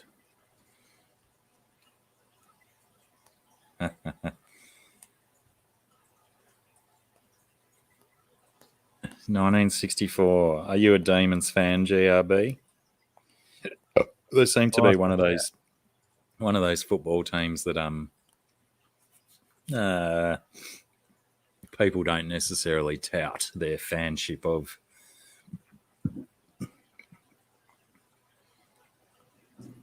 G'day, Tropico. How's it going? That's right, Chirish. Chirish is right. I got my night vision increased. All right. See, I did mention that something was weird with your eyes today because you're not wearing spectacles. Has it improved? People try to sneak up on me in the dark, and I shank them I shiv them with my shank. With your heel boot. With my prison heel knife. My heel knife. That's right. What's a heel boot? Yeah, he's got a knife in his toenail. It's like a work boot, but it only covers the back part of your foot for safety. Yeah, I have to admit, having read the Dune, caught up on Dune, like how good that series is, and then read some of the Wheel of Time now, a couple of the books, just remembering like how good these series are. So I'm excited for Dune, like I really am, that's for sure. But yeah, I got eye surgery, so my eyes I can see in the dark now. So people can't sneak up on me in the space prison? Like, what's that? Pitch Black? What's the character in Pitch Black? What's his name? Oh, I don't know. Riddick. I do. That's right. Apparently, I do know. I said I didn't know, but apparently I did. You knew it. I haven't even seen that movie, but I know that he's called Riddick because he's a little bit ridiculous. Ridiculous. Good Omens, like a new Good Omens is coming out at some point in time. I read that was greenlit the other day, which I'm pretty excited for that. I know that Didn't we already watch? Oh, you mean like a next series of Good Omens? Is that what you mean? Yeah, season right. 2. Sweet. Yeah, which I'm pretty excited for, which is pretty exciting because I'm excited for it. That's the exciting part, right? Diamond being adapted. Yeah. Is there a new Back to the Future as well? Surely not. Is there a new Back to the Future? I don't know. Tropico's slinging out Resident Evil, so there's definitely a new one of them coming out. And then he says There is Back a to the Resident Future. Evil coming. There's a Resident Evil coming out, but I don't know if it has Mila Jovovich in it or not. Yeah, so Good I would Good imagine it probably Omens. Good Omens was approved for season 2. American Gods, which I didn't like all that much. Yeah, I didn't mind it. It was good, but it went like some episodes were just tedious and stuff.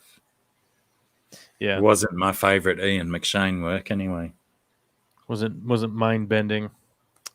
There's something else that was coming out that I was kind of excited for, but I don't know if it's going to be very soon or not. I don't know. I'm trying to look up a comprehensive list here, and it's really not catered to things I like. So I'm having to scroll through a bunch of crap. Like, I don't care if Avatar 2 is coming out. You know what I mean? Like, I just don't care. Why do I have to scroll through that? You should know. Yeah. Should care more about when Avatar 5's coming out. Freaking Dune. Freaking Dune, man. Dune's coming out, and I'm excited for that. That's all you need to worry about. The one that gets you all in a bunch. I'm in a tizzy. Let's see. We've talked about the Tomorrow War a few times. Oh, the Matrix 4 is coming out. I keep forgetting about that. Yeah, that'll be pretty interesting. Yeah, because like I don't know. I mean, I'm sure there's going to be all sorts of twists and stuff, and there's no way that anybody's going to be able to really predict like what the hell is going to go on in that movie, right? Like, I mean, if anybody could figure it out somehow, I would be flabbergasted because I'm guaranteeing you that they're going into it just like, okay, how do we trick people like crazy? Yeah. As if you wouldn't with that kind of what do you call it? Background, universe, storyline. The background. Everything. They've got this whole thing set up that you could just do absolutely anything with. It's like Terminator. They opened up a world of opportunities because it involved time travel. Anything could happen. That's true. You could always jump around and have crazy stuff happen. That's for sure. I mean, Matrix 4 could be like Free Guy. It could just be all video gaming stuff.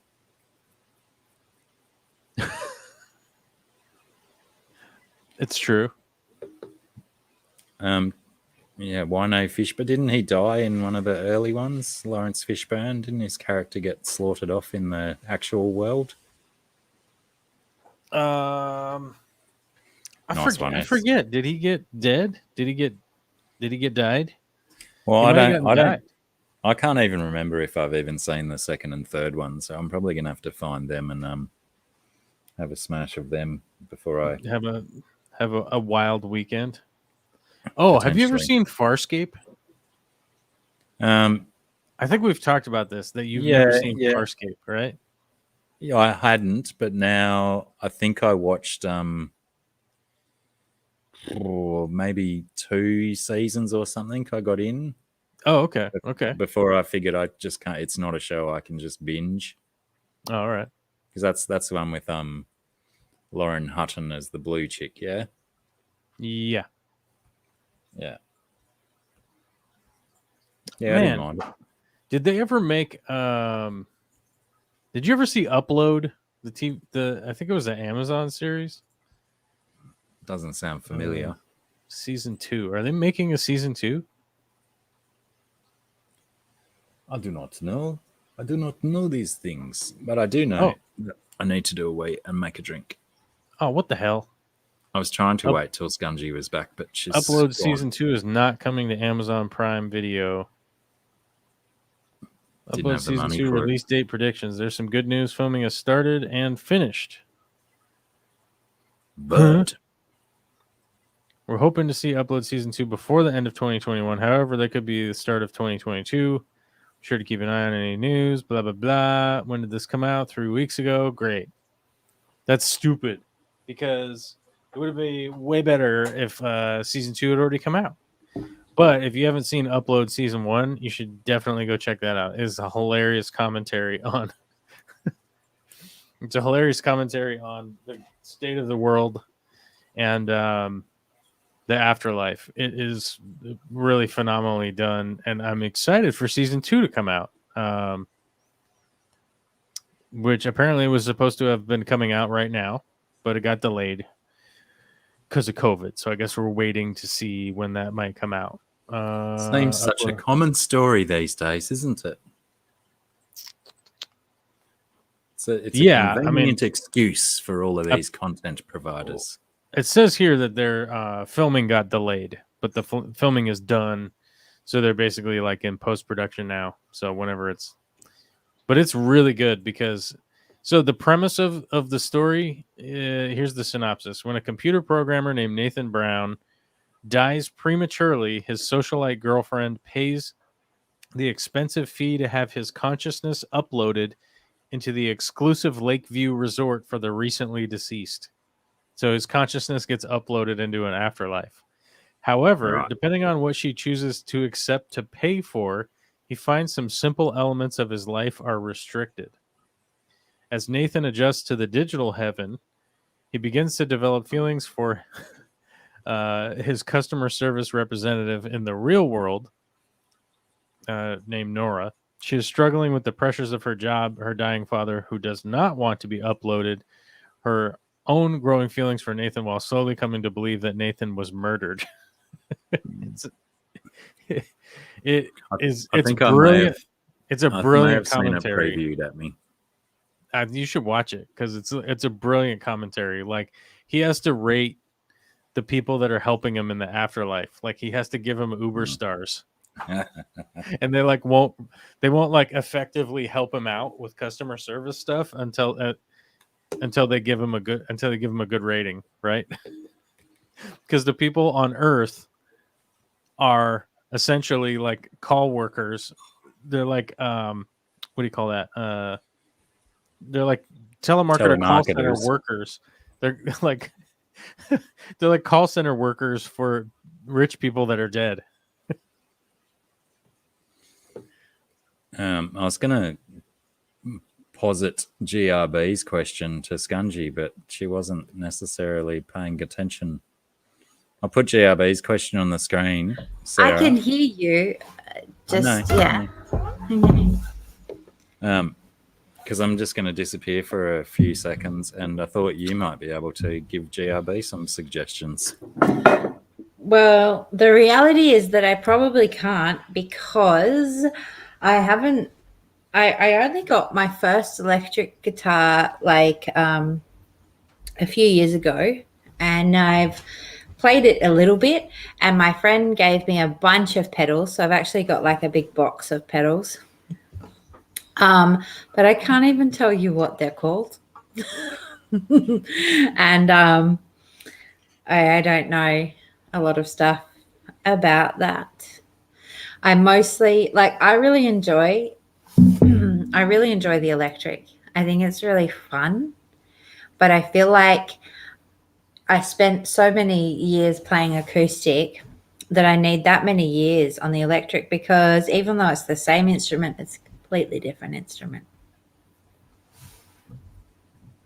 So I don't have the knowledge. I feel like a total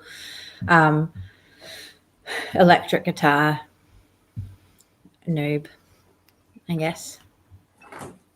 I don't know a lot about it.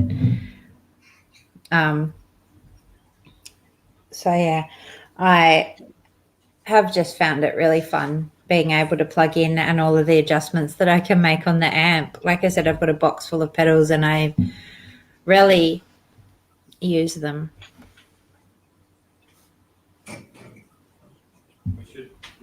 I don't use any guitar pedals. We should I'm put a currently- care I'm package currently of some of our old utilizing pedals zero. together. What's that? I'm currently utilizing 0 guitar pedals as we speak. Me But- too. Do you play guitar, Joel? Of course he does. He's a bloody Negative. shredder. I've seen him shred. He plays the slide trombone. True. Is that really true? I freaking always wanted to learn the slide trombone because it always had. So I was in the school band and I played the saxophone because it was accessible to me. And so that's what I played. But when I'd listen to all the different parts in the band, my favorite parts were the slide trombone parts. Ah, Me too. should have played the I- trombone. Yeah, I know. I thought it was But- great because when I was in the school band, I was the school band guitar player. And where the guitar sat in the arrangement was directly behind the trombone boys. And quite often, you know, in little breaks and stuff, they'd sling their trombone back and I'd get to have a play on trombone. I'd love to own a trombone. It seems so Yeah. easy to just do it all by feel and by ear.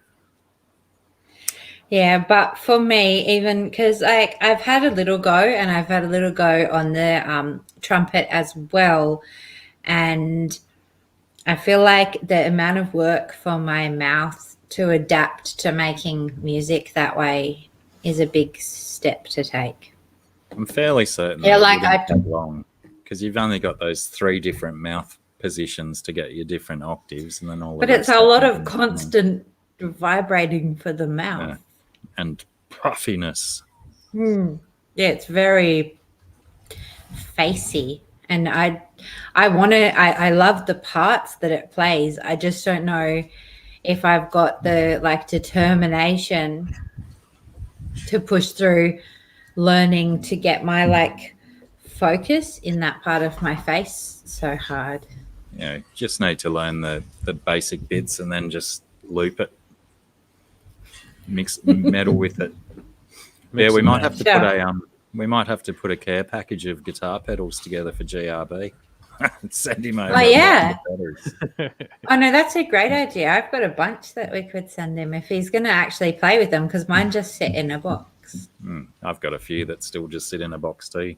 I used to do all the pedal board stuff and have multiple different pedals, and then I went to multi-effects units, which I always I think I've recommend. even got a pedal board in there as well. As in a multi-effects unit. Should Or I whatever it get- is, like where a you silver set thing your- with little things that you can plug into. Should I That's just all get I know. loads of should I get loads of guitar pedals and just run my vocals through all sorts of crazy effects all the time? I would probably recommend a multi-effects unit as opposed to guitar pedals. I was always just so yeah, but I much could just more. get like shitloads of them down here and then just not even know Just which go to ones I'm town. selecting. Yeah. Just whenever I'm just whacking things with my feet and finding out what weird noises you guys have to listen to. You know, well, this is what I was going to say. Like as an isolated experiment, sure, for us to all sit here and join in while you play it out. I shall order 100 guitar pedals. I'll be right back. I'm gonna Amazon these biatches. Oh no, there's the CPU I want. Oh man, it's too expensive. How much are guitar pedals? Oh, you know, $100 they start at, maybe 79. I think I remember in the late 80s, I bought a Boss DS1 distortion pedal for $79. And then I was very dissatisfied with the distortion tone. Hey, this one's only $40. Here we go. It's that Flamma. It's that Flamma. I could get There's the so wah-wah. I many. could get that hard wah-wah on my So many good pedals out there now because it's just become such a thing for people to build their own, and there's just people who are making their own that have created companies and stuff. no doubt about it. Look at this. I could just order like a Crunch King, a whole bunch of stuff. These are only like $25. So this is doable. I could order 100 of these. Go on, Makes into sense, it. right? Yeah, just I'd do it. for a gaff, right? Like Just so for we a could have lark. just to have a laugh this one time. Oh, I like that Mob GRB artist guitars. They I've bought a fair bit of stuff from them, mainly cables and stuff like that. But yeah, they have good prices and good gear and good service. Highly recommend. I'm a bit sad. I bought a guitar from a startup guitar company, but they were called Gilmore Guitars or something. And like, I quite like my guitar. It's really good, and it was the right price, and it does the job for my level of stuff. I've enjoyed it, but they didn't make it, and now they're like bummer. nowhere to be found. But they were doing like some quite good quality stuff at low prices, but maybe that's why they didn't make it. Yeah, Could be the problem. especially all of the if they were doing everything handmade and stuff, that's a lot of time consuming stuff. They needed more. They needed more profit.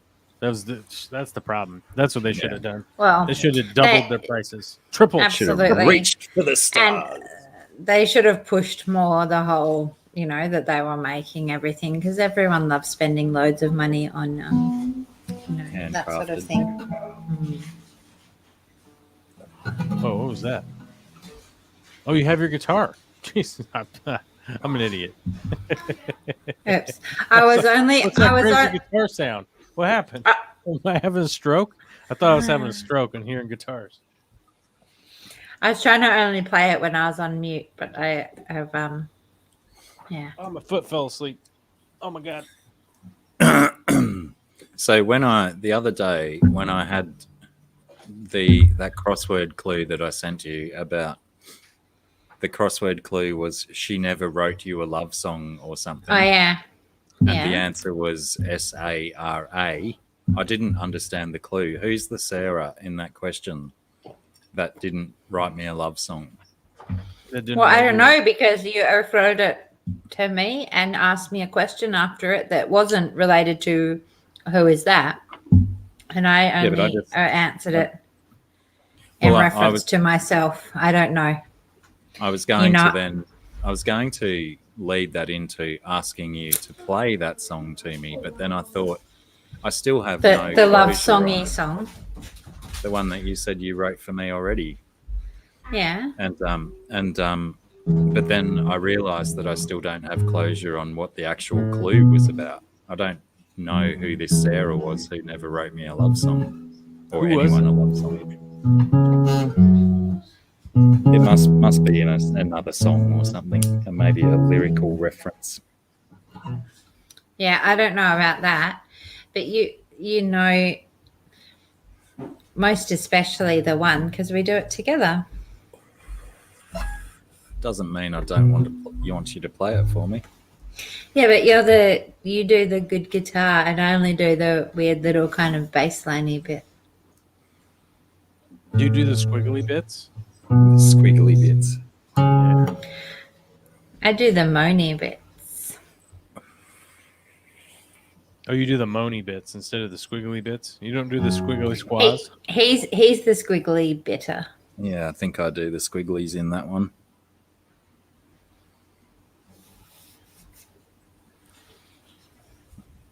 But yeah, and to be honest, there were like, there's probably a couple of others that were in there at some point that probably, unformed.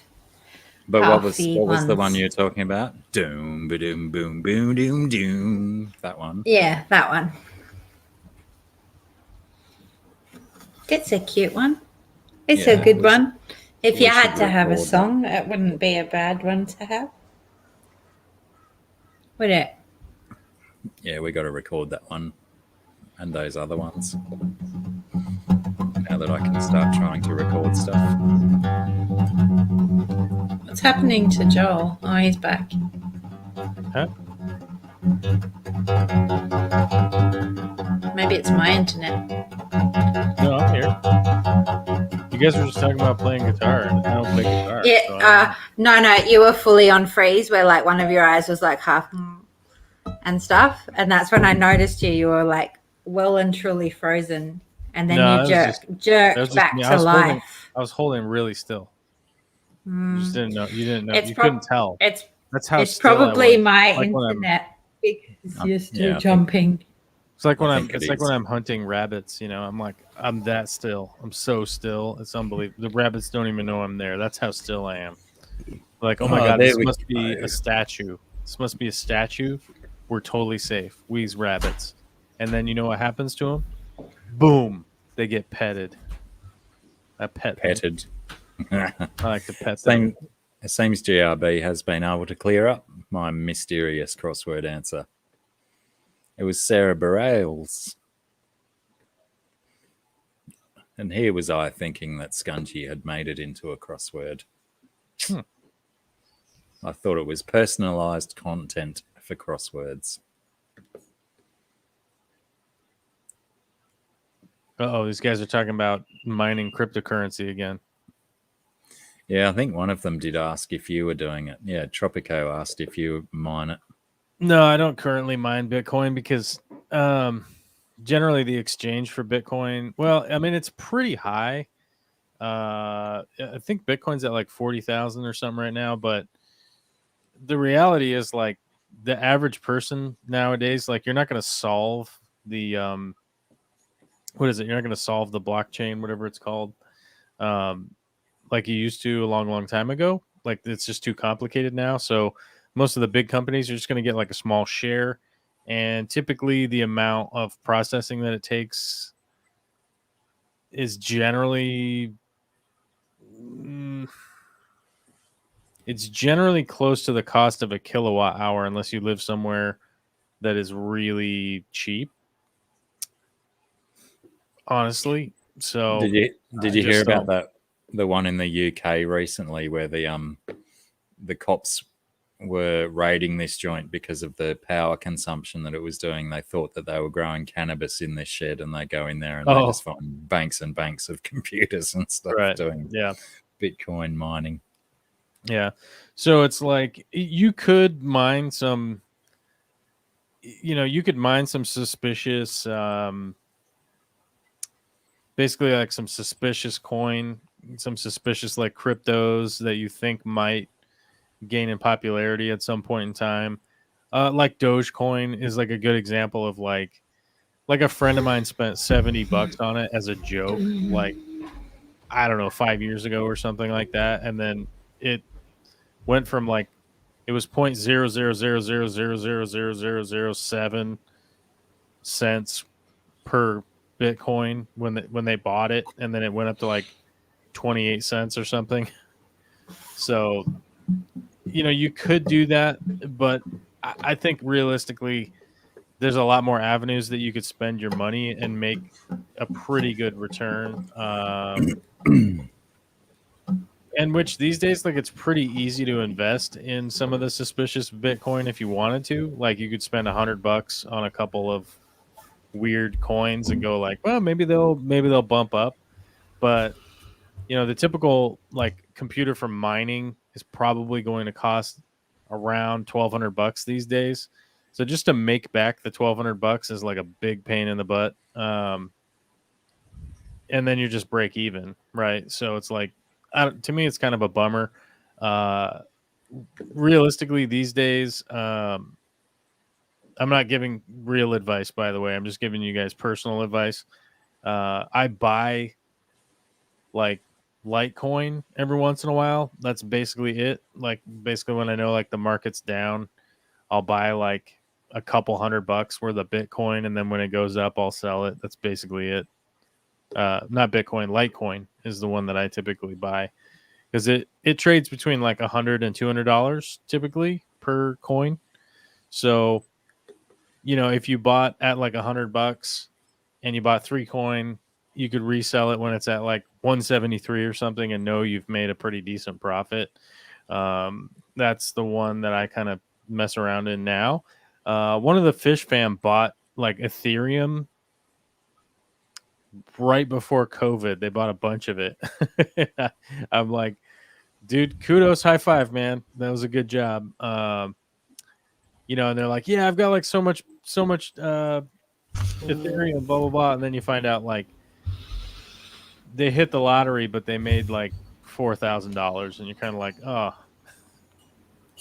it's a bummer. I mean, it's cool, but you don't even get a year off. It's like, oh, crap. So I think realistically, unless you have like a serious amount of capital, it's not somewhere that I would be really like spending my time. That's like most of dabbling in investment, isn't it? You've got to have that capital up front to risk. Yeah.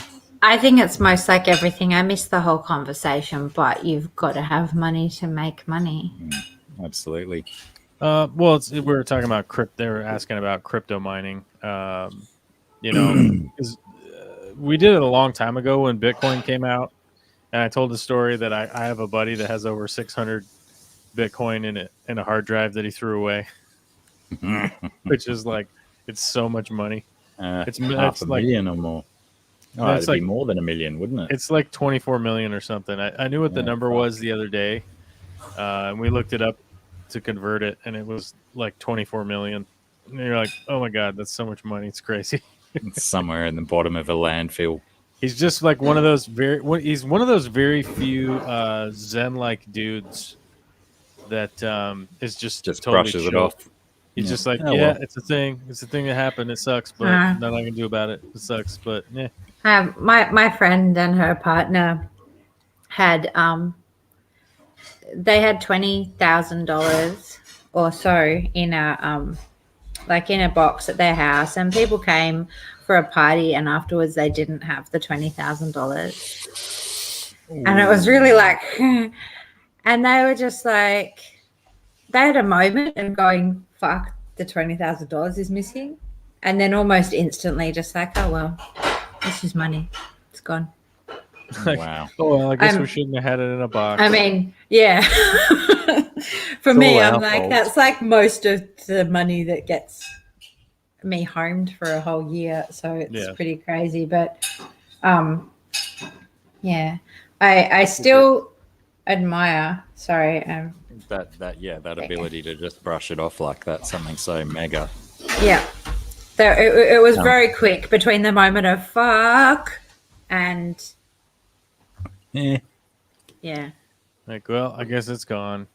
Yeah. Hello, Alyssa Bentley. How are you? And Ty Hunsaker, g'day, mate. And Jim Beam doesn't go good with anything. GRB, goodness me. When will you learn? Ugh.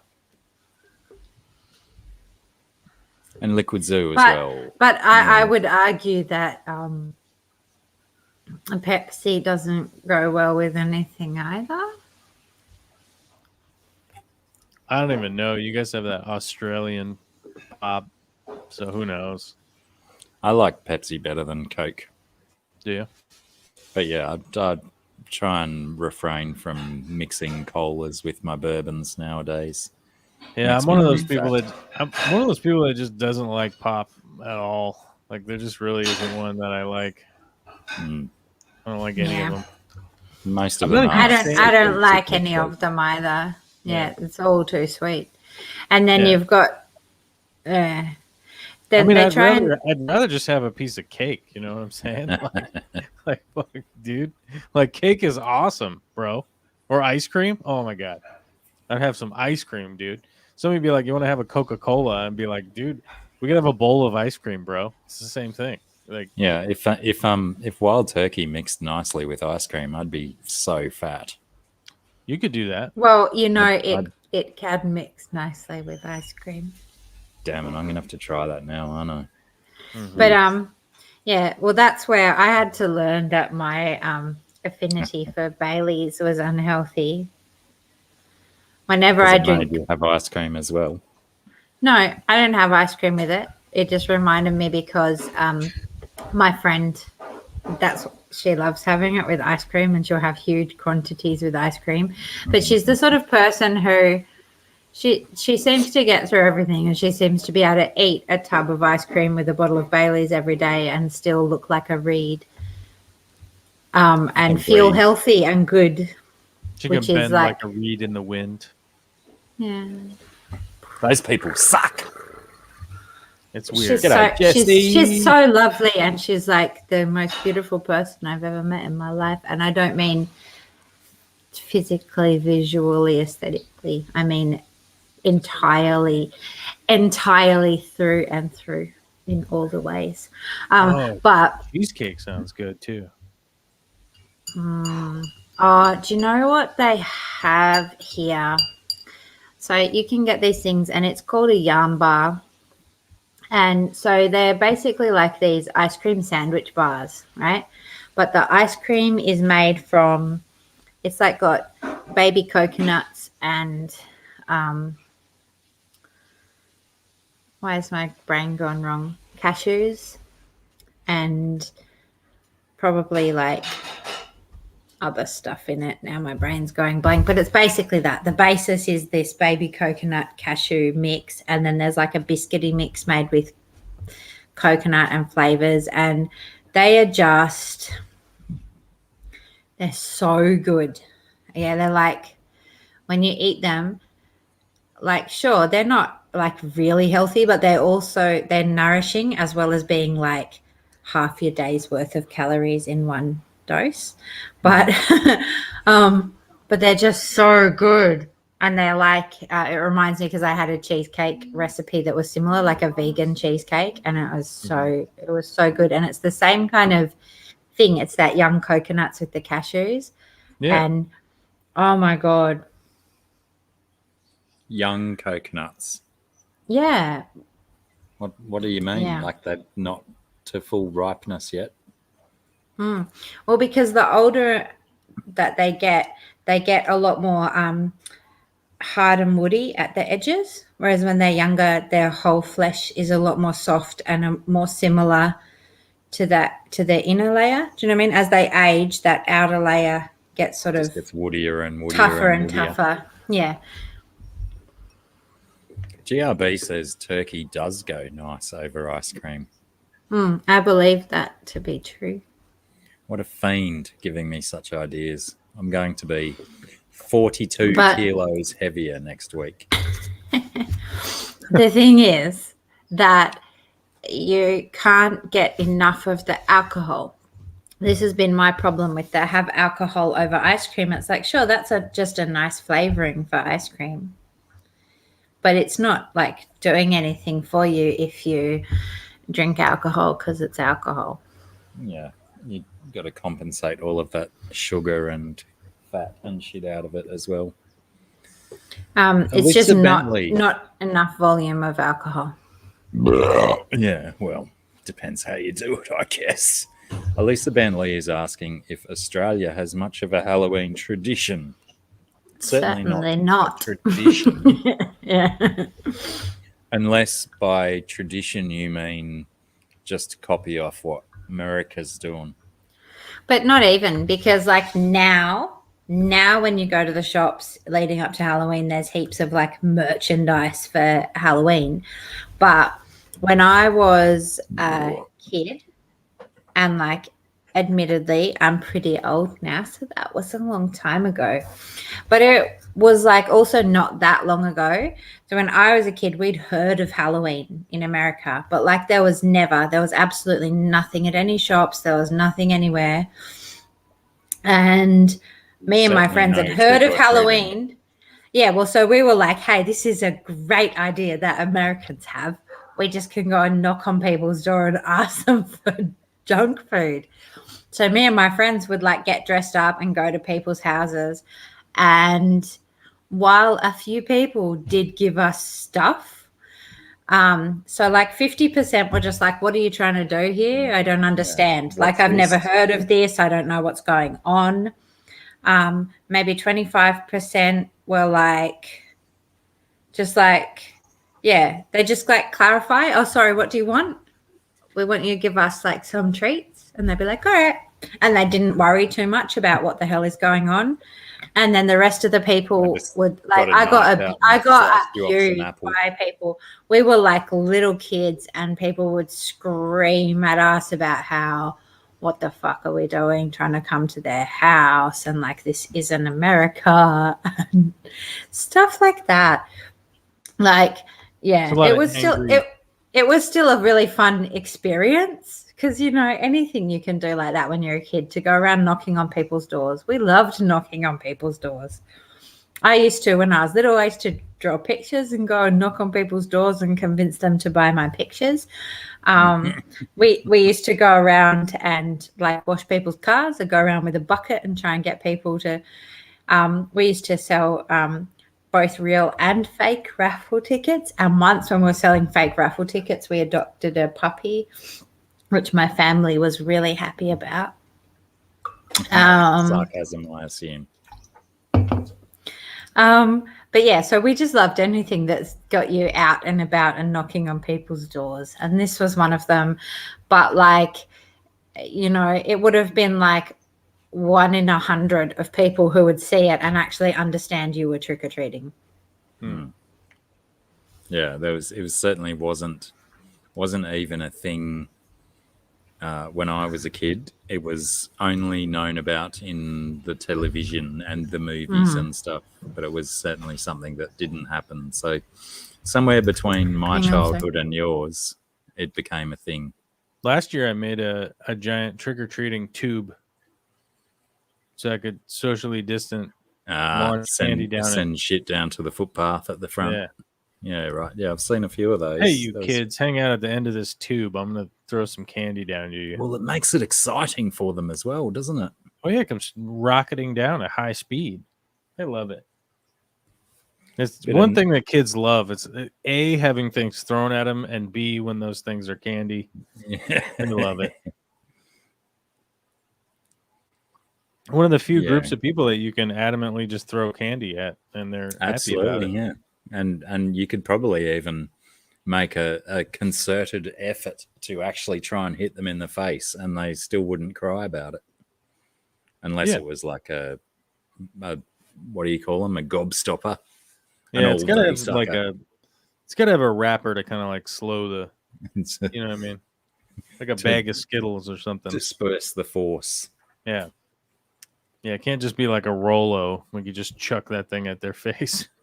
I'm going to actually do that. I'm going to put when it comes Halloween. Actually, the last few Halloweens, we haven't even, because where we are off the street, we have a very long driveway. So it's already spooky enough in the evening for kids to walk up that driveway because we have lots of trees hanging over it and stuff. Right. So I might have to put like a string line up where the kids have to stop and wait for me to come out and peg shit at them. That'll be good. Kids will be into good fun for me. But yeah, it's certainly becoming bigger and bigger every year. And like Scungy was saying, as soon as we get to the sort of the latter half of September, all of that shit starts to turn up in the supermarkets and the shops, all the Halloween merch. They're going to bring the merch out.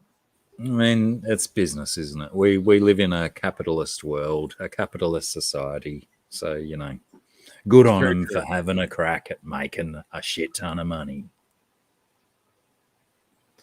Yeah, there's going to be a lot of money to be made. So that means they're going to do it. Yeah, Christmas is hard. You guys have like you guys have a much different Christmas than we do. You guys just go barbecue at the beach, right? Well, I don't like the beach much, but yeah, it's more barbecuing and just sitting around drinking because of the warm temperatures and whatnot. Right.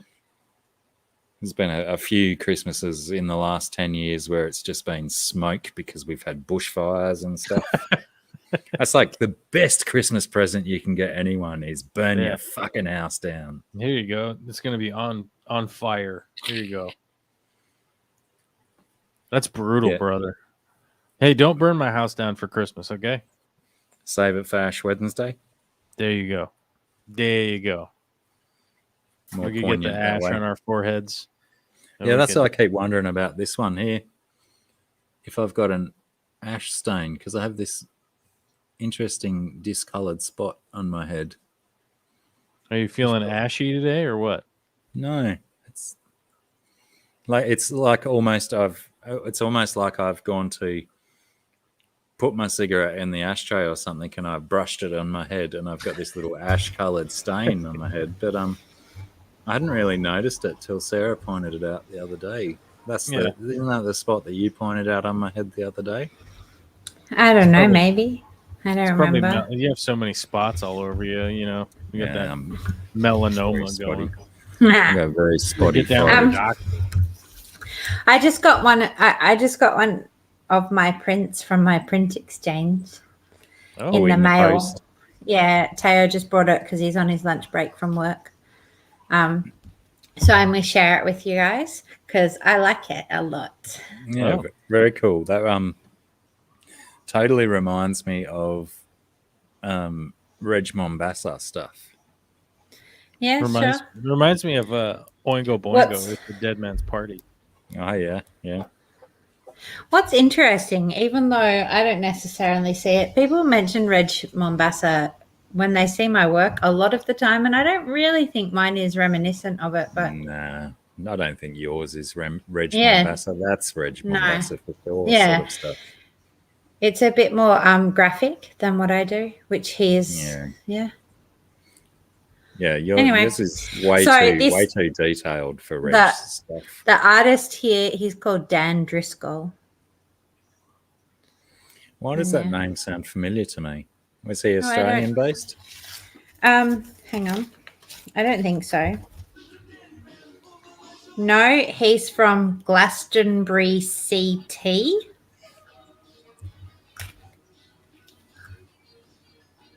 I don't know what state that is in America.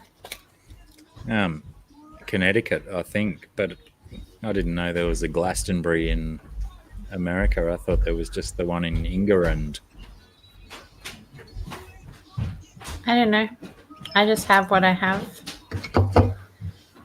But yeah, I think I don't know anything is- about Americas. I think CT is the state abbreviation for Connecticut, isn't it? Joel's off on a fucking music Yeah. jaunt. He can't hear anything right now. He's gone down a wormhole. Someone, while Joel's having convulsions, someone in the chat answer if CT is Connecticut, and if there is a Glastonbury, Connecticut. I don't know, man. I'm listening to Oingo Boingo now, man. Ah, right. You need a Danny Elfman fix. That's right. Like, top comment was, I don't always listen to Dead Man's Party, but when I do, the neighbors do too.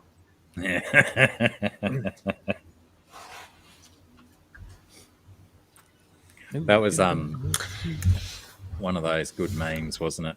Well, I think it was Kenny Rogers sitting with a beer in his hand. Was Oingo Boingo Danny Elfman, right? Danny Elfman and Yeah. who else? I don't know anyone else. I think Danny Elfman was the only one from Oingo Boingo that went on to achieve greater things. I don't know a lot. Danny Elfman is the guy who does TV music and stuff and did like The Simpsons and things like Simpsons that. theme, That's yeah. him. Yeah, okay. There's a Oingo Boingo song called Stay, which was one of my favourite songs from about 1987 through to about 1991. It's potentially my favourite Oingo Boingo song. I have a song I like that's called Stay too. Is it the Lisa Loeb one? Hmm. It is. Was it? I mostly just like it for singing and playing. I think I've got so many points. If we're racking up points, I think I'm winning today for all the ones that I've got right. About of my obscure. But I can also say that the Oingo Boingo Stay is so much better than the Lisa Loeb Stay. But would it be if I was singing it? Because, Would it like, be to be what? honest, I don't. Would it be if I was singing it? Because say that Lisa Loeb song. To be honest, I would never have it on my playlists and play it and listen to it. But I like bit singing mopey. it. Yeah, it was, Yeah, and it's a little bit like I don't know.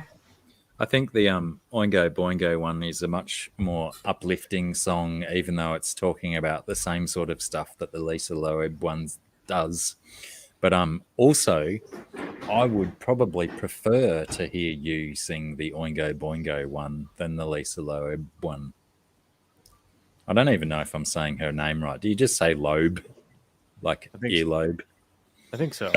or do you Lisa have Loeb. to enunciate the E? I always feel Loeb. like I want to put at least a little bit more in there because A little bit of a tilde on the E. just a tiny bit, not enough to make it like too pronounced, but enough to distinguish it because it's I can't say that it's spelled different. I care either way. Oh, there we go. Alyssa Bentley has confirmed Glastonbury in Connecticut. Why the hell do they spell Connecticut that way if they're not going to pronounce that C? Can we start? I don't even know enough to know how that's spelled. How to Can say we- Connecticut? I'm so sorry. I'm Yeah. so like US educated.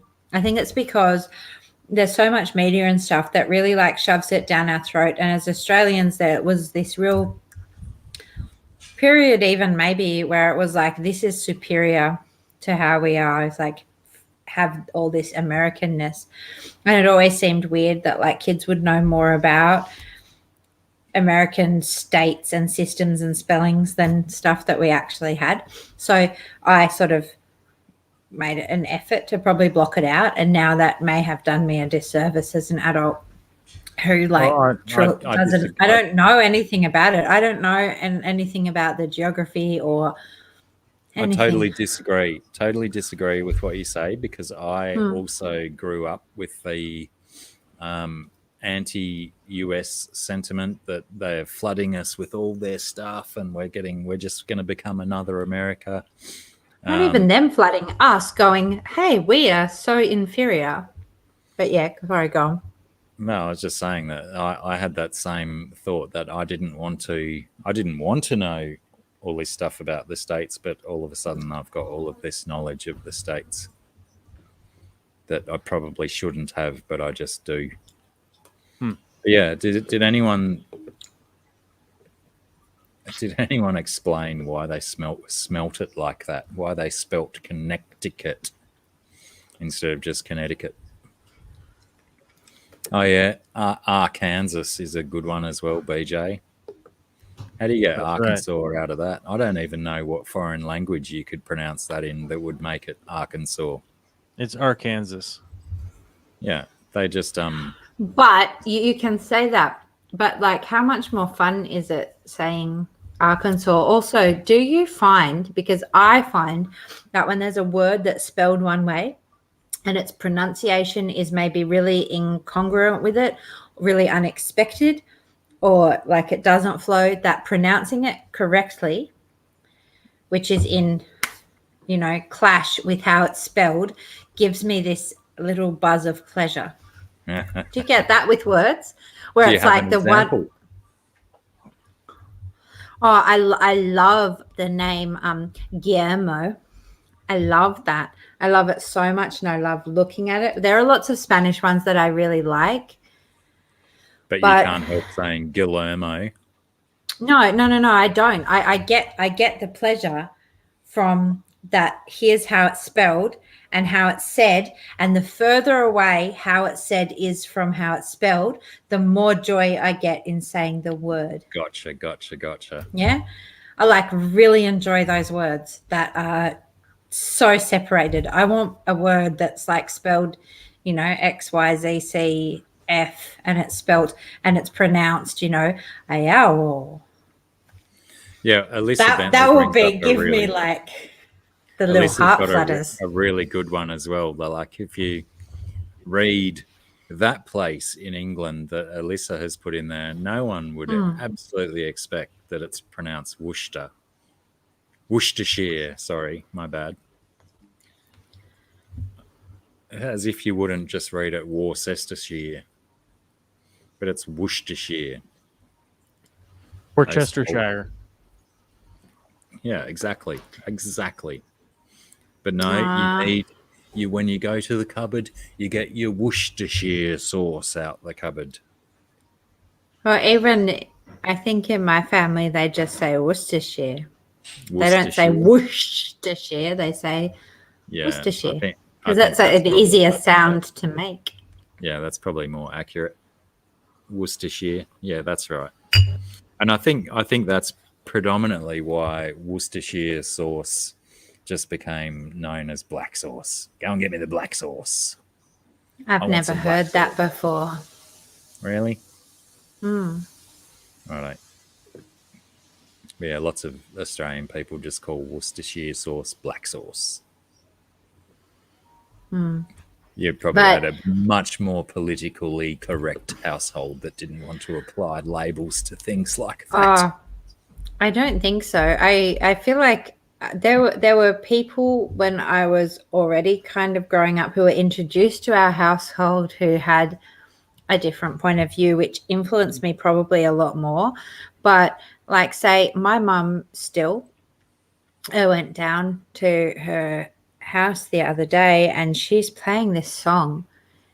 I probably shouldn't even say it, but it's just like it's the worst thing. I can't even listen to it. It's so bad. It's literally called I Hate Wogs. And like, she doesn't. But to her, it's just this friendly, lovely Australian song. And it's not. It's freaking horrible. It's like, it's bad. It's really bad. It makes me upset when I listen to it. I have a strange feeling that wogs is only an Australian term, really, isn't it? Probably, but it's still the idea that, like, she grew up in a family that was very, like... bigoted? Yeah, sure. Discriminatory? Like, without meaning to be, where they just thought, this is just the lovely, natural way that you are, and it's okay to say that someone who comes from another country than you is a piece of dirt and they're a freaking dog. Because I think they come from a different country than you do. Well, that's the origin story that I've heard from WOG, W-O-G, is that it was an acronym back in the day for welcomed overseas gentlemen. And then all of a sudden, at some stage, it's changed from a nice term, because that seems a nice term, that they're welcomed into the country. And then all of a sudden, it's a derogatory term for a particular person from a particular area of the world. Well, and pretty much a whole bunch of people from a whole massive area.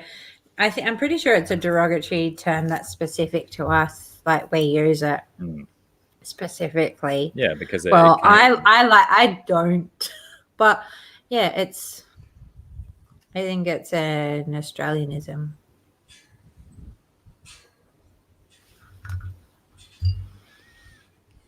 Were you spitting out all these weird words that we should be trying to pronounce? What can I pronounce? Skamakawa. Sequum. Penderai. I'm just trying to... Oh, Guemes. No, Gueme? What's that one? Does that mean I should be looking back at this thing? I did load it up before, so I have it. It's very rare that Corvus goes this quiet, and generally when he goes this quiet, he's either Googling things. There are a lot of little Corvus Oscar names on this chat thingy, aren't there? Hey, like I say, if he's quiet, check the chat, because he's probably typing a bunch of shit. And is that what you're doing? You're typing ones that are spelled completely different to how they're said? I posted a bunch of the weird names where I live. Vader is one of them. I figured you would have liked Vader that. is. Yeah, I like that. I'm going to Google that later on. Find where You I'm could going move to to live. Vader, Washington. I once had Vader on a middle names list for my kids. I would have Really? just And you named didn't him use Darth. I didn't use it in the end.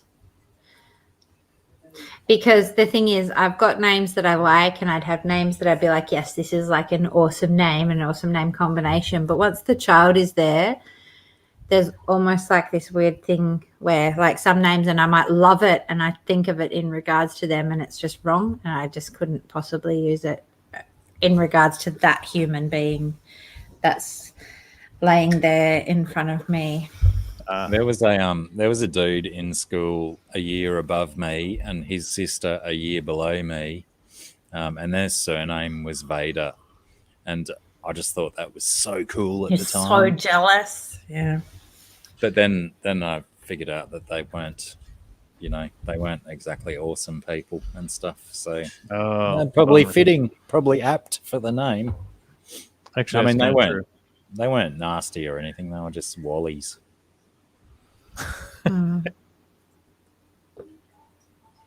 They were just a bummer to be around. No, just not necessarily a bummer. Just if you had to do too much time, it became too much work. If that makes sense. Too much work of I don't want to sling insults around right now. I just have to be cool and walk away because I could just call this person out for saying stupid things or being a nerd. You know, a bigger nerd. Being a nerd. You know, that's how you thought back then. Sure. I have. Especially if you were a nerd. I definitely was, or maybe to be more precise, like a loser. It's like a loser, because I was like smart, but maybe not like smart enough to be considered nerdy. I was just like a loser. But I say that, but no, I won't say this. I had a friend, and it was really interesting because during a period that I thought I'm like, the biggest like loser type person, and then she came expressed her interpretation of me and one of my close friends, and it was so different to how I'd seen it, and it made me like, it was this actually really great blessing kind of moment, not about thinking that I'm like way cooler than I am, but really far more because it weighs on you. No, but really far more seeing that like all the different people are viewing things from all their different standpoints, and each person at any one time who's thinking all this sort of like negative shit about themselves, or else they're thinking they're high and mighty or whatever, and there's like all these people thinking, some of the people are admiring the things that they're doing and think that they're awesome, and then all these other people are like actually think that they're so shit. And I don't know, it was this moment when she said this thing to me that like it like shifted all of this thing, where I guess I'd been thinking of things in one case, like as if all the people who were of one thing, they really were either someone who was in the know, or they were someone who was really shit at stuff. And I was like, actually, we're like all fluid and all open to perception, which is how I kind of see things a lot more now.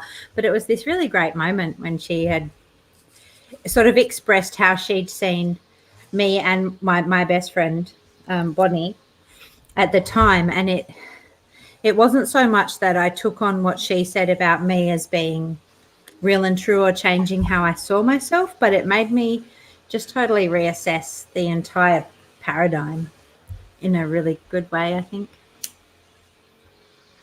That was cool. Yeah. All right, guys. I got to go to bed. I realize I'm getting tired. I wonder why. Oh, because it's time to go to bed. How 'Cause late you're is it getting there? old, man. You're an old. Because you're man. already old. Because I'm already old. That's the better way to put it. Because I'm already old. Wait till you're my age. Me Whoa. 3. I'm already old. Well, I got to get up at 3:30, so that's the main problem. Yeah, that is the main problem. Thank fuck I never have to do that unless I'm called. Unless you're called, who's calling? except for from time to time. Yeah. But that then generally at least if I get called nice and early like that, then I can go back to bed. I don't have to go and sit on a freeway for 45 minutes or whatever it is. True enough. I wish it was 45 minutes. It would be much. I could sleep in if it was 45 minutes. Oh, crikey, is it longer? It's much longer than that. Yuck. I draw the line at like a 15-minute commute. My Yeah, favorite. You sure my do. favorite- My favorite job was a 5-minute commute, and that was a walk. 5 minutes walk to work. Love it. Wow. That was the one. That's impressive. Why, And- why did you ever leave? Oh, I got retrenched. Actually, I got made redundant. It wasn't a choice. I was really enjoying that pay rate and the work that I was doing. But yeah, and at the end of the day, there was a pub in between the walk home. I could stop off for a few schooners or bourbons or whatever, and then get home a little bit. Well, I checked my lottery ticket, so I do have to go to bed. Yeah, right. You Bummer. can't retire. Not retiring just yet. Not retiring just yet. Okay, Sleep well. I will. Thanks, dude. Happy You take- commute. Crazy naps. Just seems. I mean, it seems a nice time to stay up to when you're having fun and stuff. But it certainly does. It sounds a bit wrong as a waking up time, doesn't it? 3 a.m. That doesn't sound like a nice time to stay up till. I mean, the Not for sun's me. not even up yet. No. Well, see, I used to not play so much. Like, I used to enjoying the night and be happy sleeping in the day until having my kids and the amount of sleep that they stole from me and having to, like, always be on this cycle of trying to catch up enough to just survive has made me, like, the thought of staying up late just feels like anxiety to me now. Because I will have to pay for it tomorrow. There's no getting out of that. Sucks. When you're young, you can get out of it because you can sleep a whole day and it doesn't matter. Now, do you still have your guitar close by? Yeah, I do. Will you have a crack at that song while I vanish and still listen for What a song? moment? The doom ba doom boom boom doom boom. I can't play that one. I can't play it. In fact, Just I'd play- even have to play think the other- about. Play the other one you were working on when you were muted.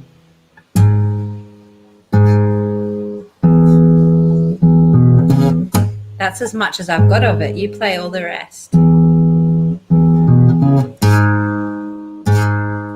I wish the delays on these things worked out a lot better so you could actually play music with people. One. Which one? Yeah, I see. I need your loving guidance. I don't have the knowledge. It's interesting because, like, I should have, but I ignored. I grew up around all musicians and I was just like, meh, and brushed it all off. And now I freaking regret the wealth of knowledge I had access to and dismissed. But I still think you absorbed a fair amount of musical knowledge. I think you're a very talented guitar player with other instruments. I love you. I was being serious. Fuck you. See how you go. I'll be back shortly. I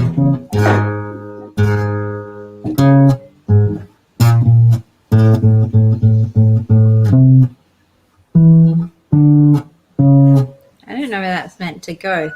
I think that's what he was telling me when I interrupted him to make mock of my knowledge.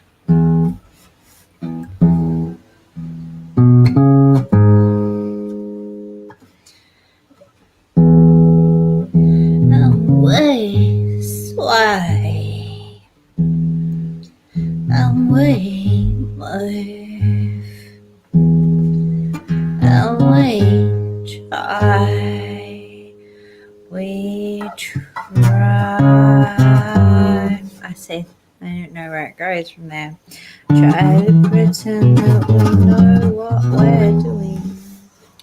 Until Mikey comes back, and then he can play it, and he knows all the bits. So I don't.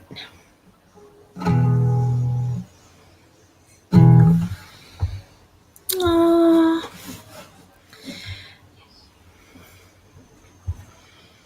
At the piggery we used to live, my auntie owned a house on Burn Street, and I grew up there somewhat, just down the road from the piggery, the road you have to take to get there. Just saying, because I'm trying to read the things.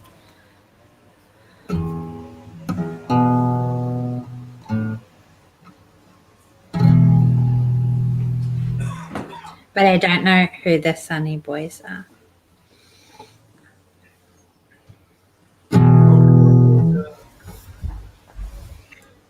Are you coming back?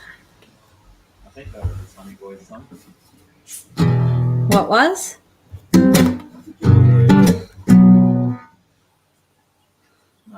It sounded like you were singing, like, where's your head at?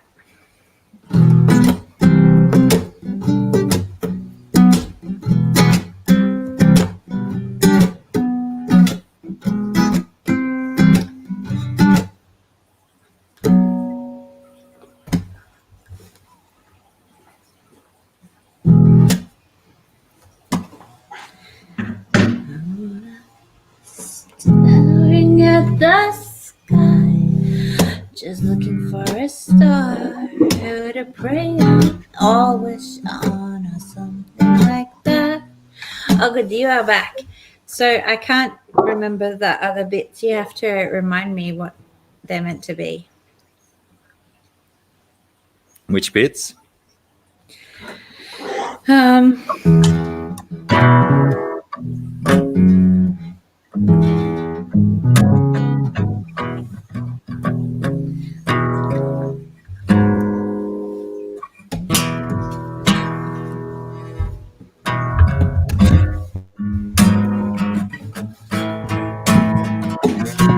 A to B, I think, were the ones that you were forgetting.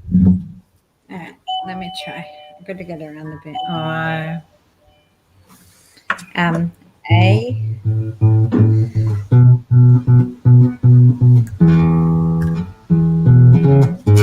I'll be back.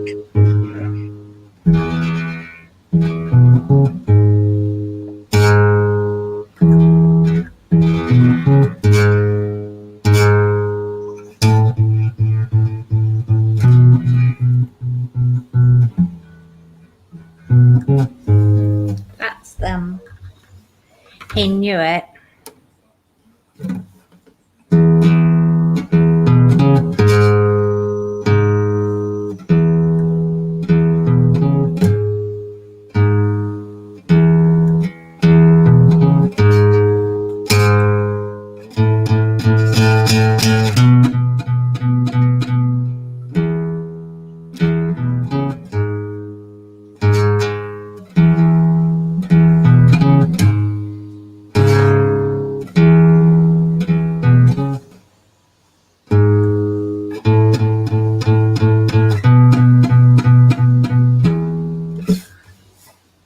That's the one.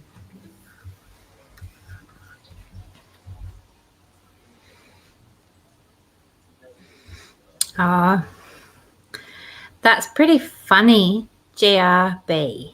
because that's probably when I lived there. You probably like went right by my house and I was like a gromity little kid picking mulberries and pushing a stroller around.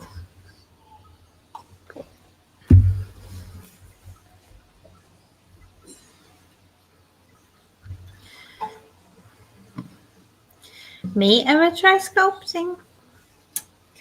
A little bit. I tried a little bit. It's not my forte, but I have lots of things that I like to make. So I've made some dolls and little shitty things, like just like little cute things too. Like I made this little guy.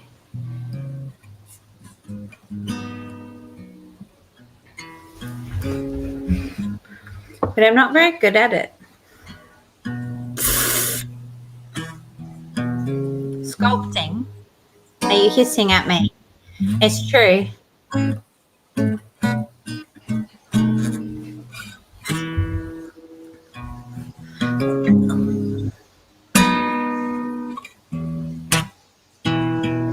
Away.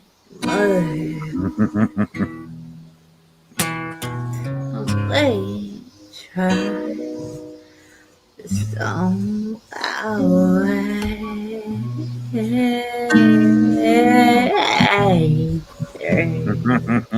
We need to do this together. I know.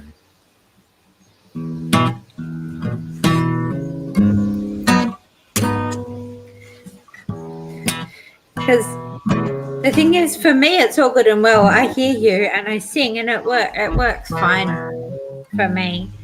But I imagine it's different.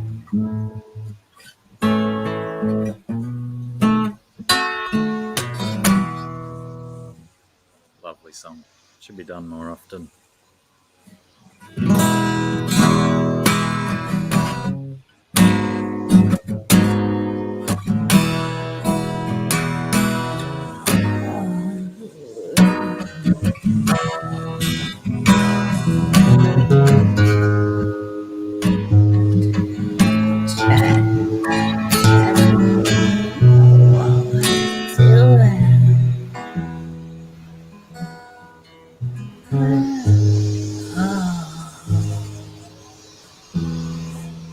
Oh, that sounds like exactly something Scungy would like to play with. Alyssa?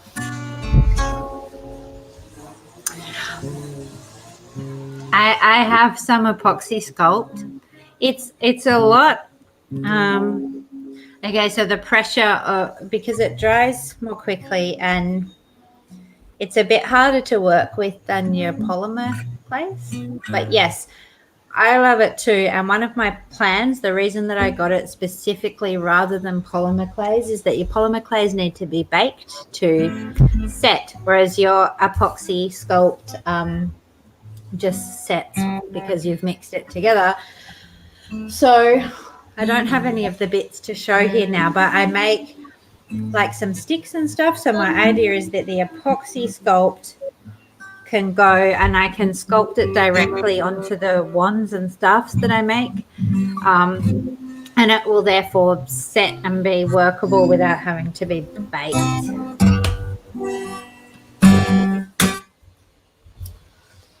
That's my little bit. Dries hard in 24 hours, but were you saying that you experienced it drying much quicker than that? Well, the thing is, completely hard is completely set, but workable time is much smaller. Gotcha. If you can imagine, if you've worked with like an epoxy glue, yeah, the time between when it's workable and when it's like 100% set. This is a window. I have to vanish for a second to go to the toilet. Sorry, I'll be back. I believe the appropriate term is wrestle a crocodile.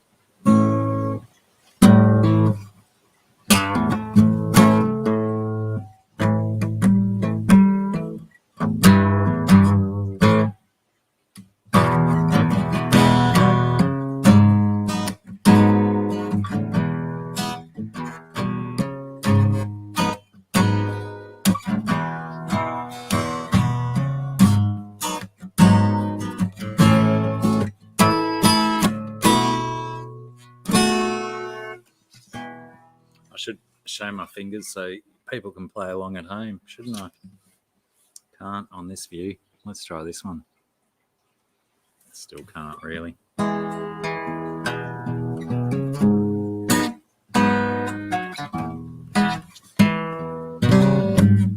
G'day, Joshua.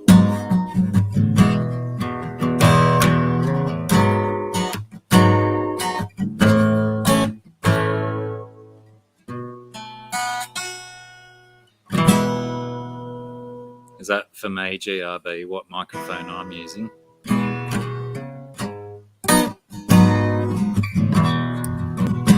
Hey.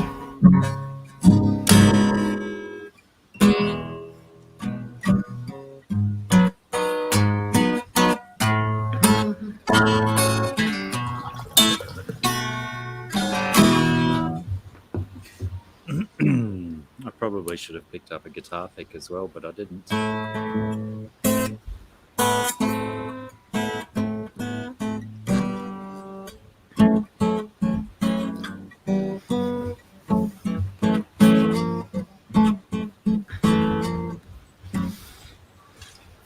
I'm a bit scared of standing the guitar up how I normally do because I think the wind's going to blow it over. Too windy. It's probably had worse. Yeah, my green screen lie is being covered up with the wind.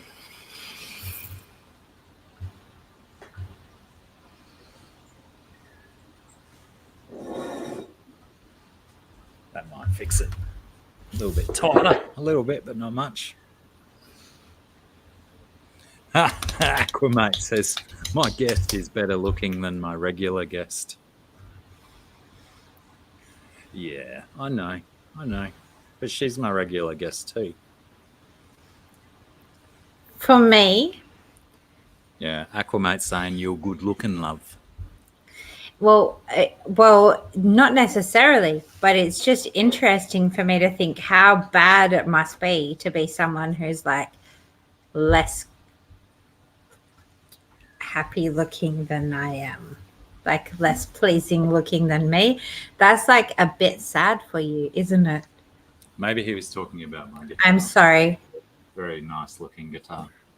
Yeah, but the guitar is certainly more aesthetic than I am.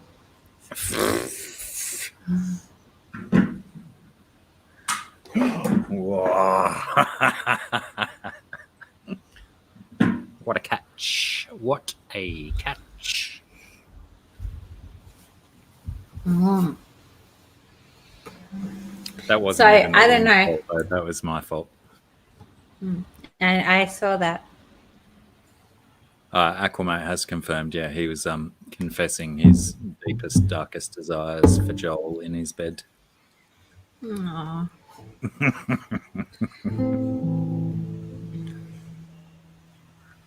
Right, come on, your turn. Give us a song so we can get out of here and go home. Well, I don't know. It's really hard. I wish that we can do the ones together. Yeah. I was just before only- I was playing off the only a half microphone hour because drive. I remembered a song. There are other factors, aren't there? But I was remembering a song which I was playing when I was off the microphone because I hadn't played it for ages and I forgot it existed. So I could maybe do that one.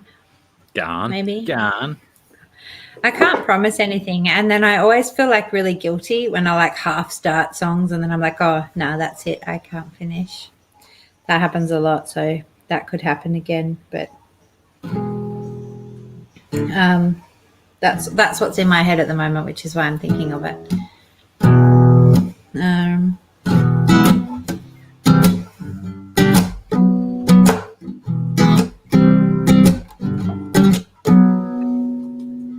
That one? Yeah, go on. Just be careful of your if your microphone's still pointing down towards the table, maybe balance it out so it's pointing out square a bit more because you're going to just pick up guitar and not voice.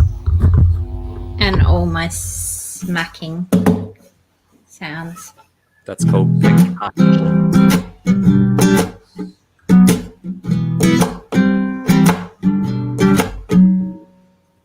Yeah, is that better? Oh, I don't know until you start singing. I was just precursoring what might happen.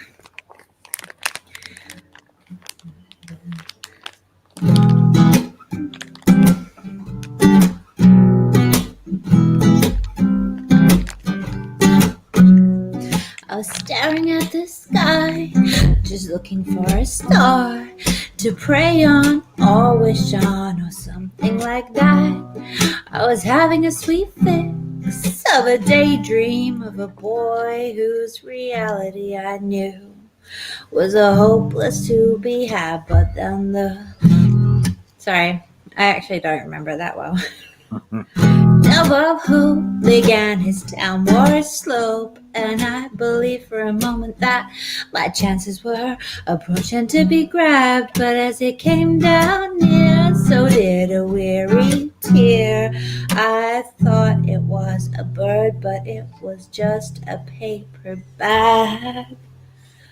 Hunger hurts, and I want him so bad. Oh, it kills, 'cause I know I'm a mess he don't wanna clean up. I've got to fold because these hands are just too shaky to hold. Hunger hurts, but starving, it works. What are you whispering about? I was whispering wrong lyrics. Hunger hurts, but starving's so much worse, I said. It works when it costs too much to love, apparently. It's so weird because when I'm here in this environment, I just feel so like closed. And I try and do stuff that if I'm on my own or we're just hanging out doing stuff that I feel kind of free in. And I suddenly feel, and maybe it's because like everything else is kind of quiet, but I know I'm not really alone, and I get really weird in my head. I think absolutely what we should do is record one, make a video for it, and release it on YouTube so that there's a proper one out there to make up for all of this nonsense that we feel when we do these kind of things. Sure. I really wanted to do some. I know in those early days you were like really keen on it, and I was excited by that, by your passion.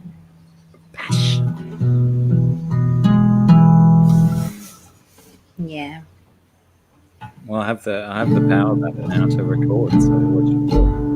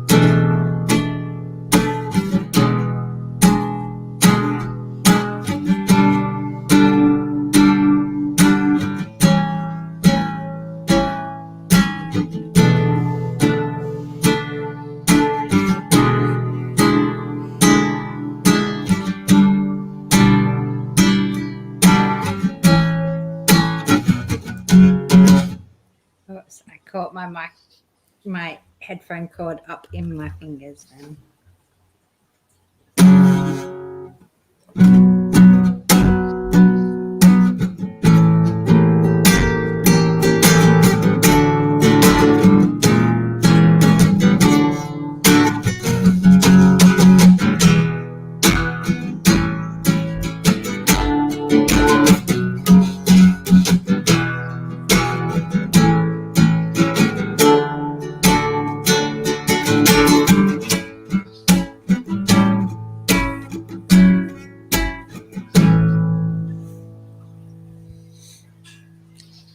mean, that song always impressed me. Like, I always loved that song. I loved Abby Dobson's voice in that song, and pretty much in everything that she does. And I can remember looking up the tablature for that song and trying to play it myself and just giving up.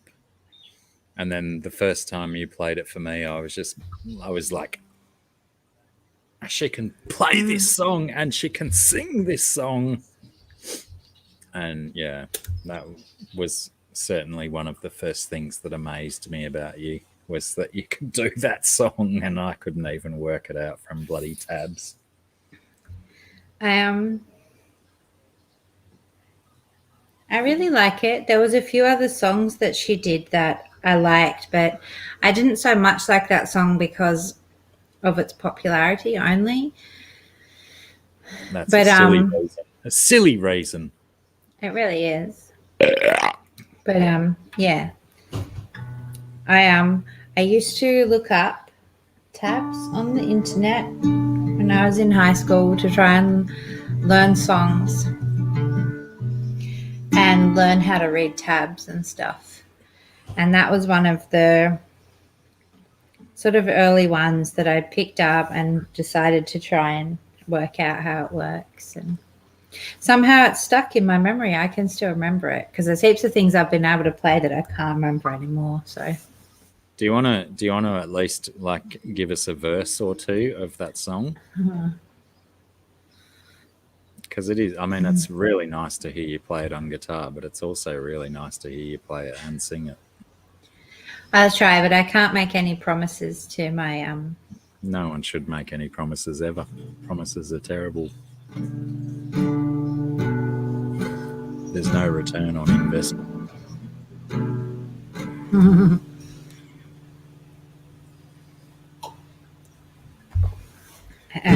We'll see.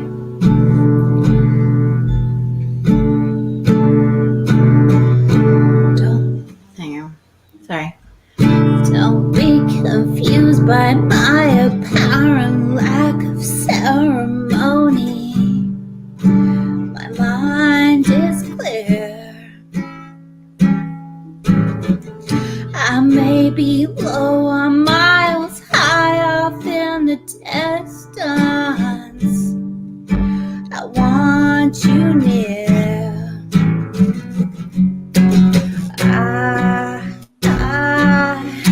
I love, that's the wrong chord, sorry. I go weird as soon as I know that I'm singing in front of people. I go really like mentally strange and confusing. Try again.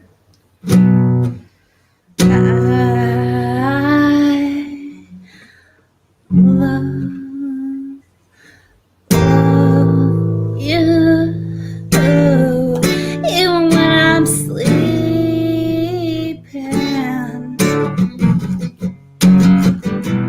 when I close my eyes, you're everywhere.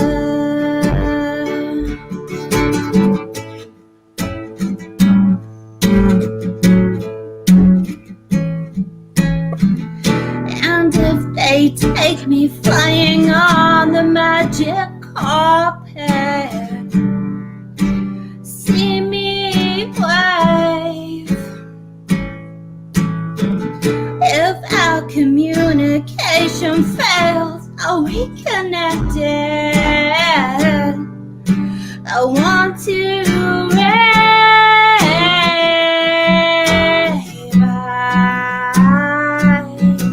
I love you, even when I'm sleeping.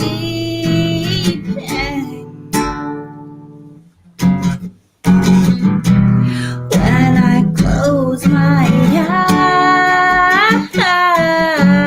eyes, you're everywhere.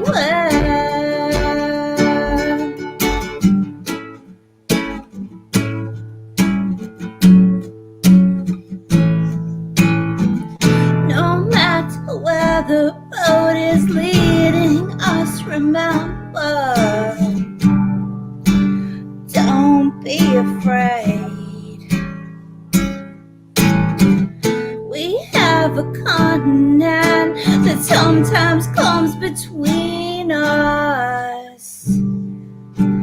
That's okay.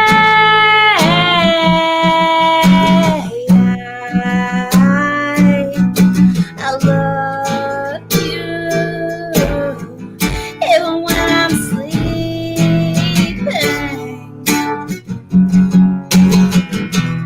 When I close my eyes, you're everywhere.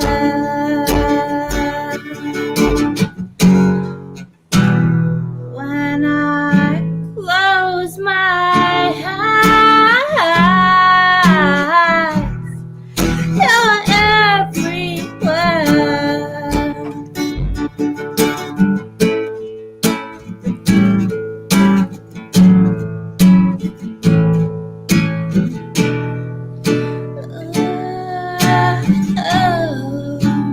Don't be afraid. Don't be afraid.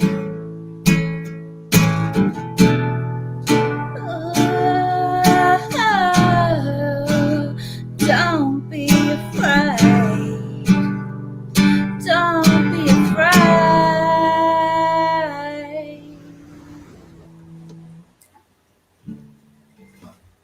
Nice. Sorry. I'm so sorry though.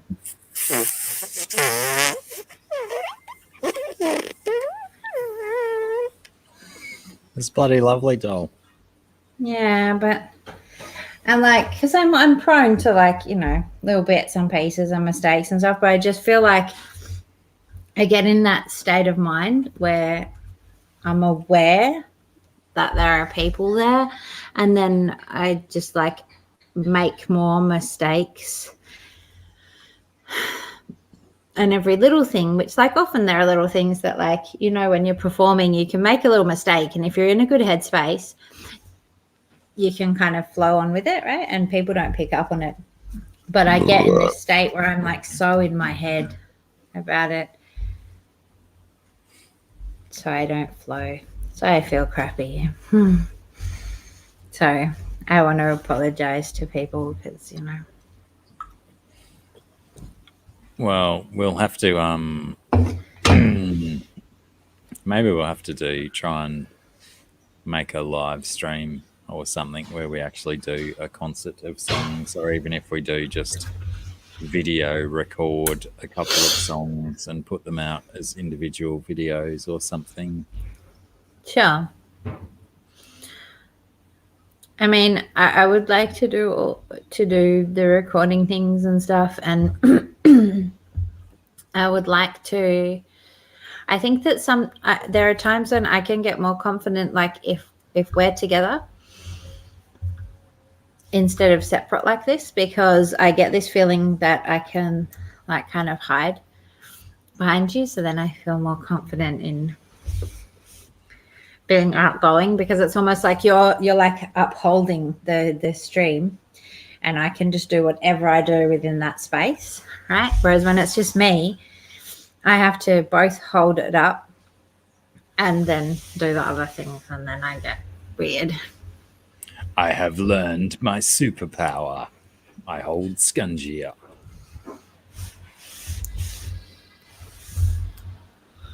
Yeah. Probably not going to Into- happen, GRB, because I haven't played or practiced or even sung for a hell of a long time. So Yeah, well, that's me too, except for last week on the stream. So that's Yeah, a but- shit excuse, Mikey. no, but when you're out of practice and stuff, you can still pull it off and make it good. But when I am out of practice and I try and do something, I'll splatter mud at the people.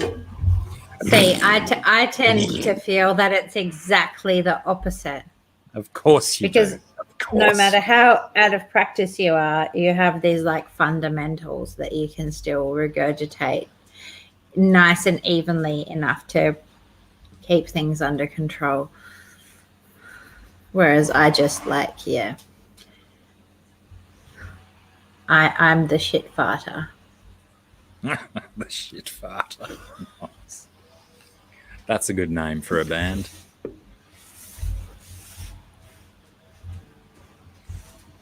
Yeah, I don't know. But I like singing. Maybe on the weekend, maybe. Yes.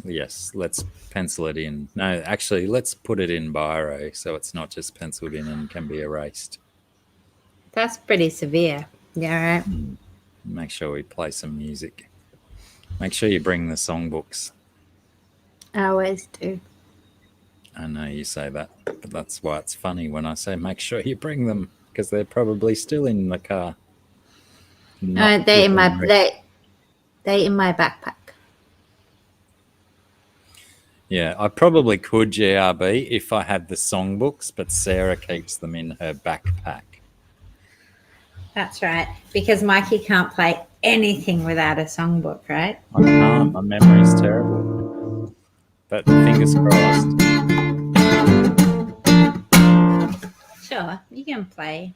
It's just weird. No, that I was you going to can't- say don't fingers think- crossed that you're going to play a Cure song. I don't remember all those chords unless I play them 4 times a week. You play them so many times. I have, but yeah, not on a regular basis.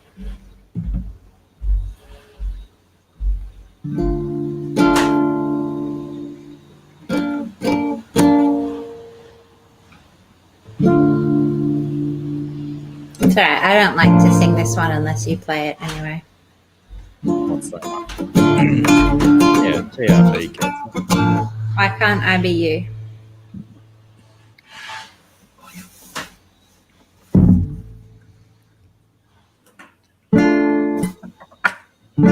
So, just not do anything.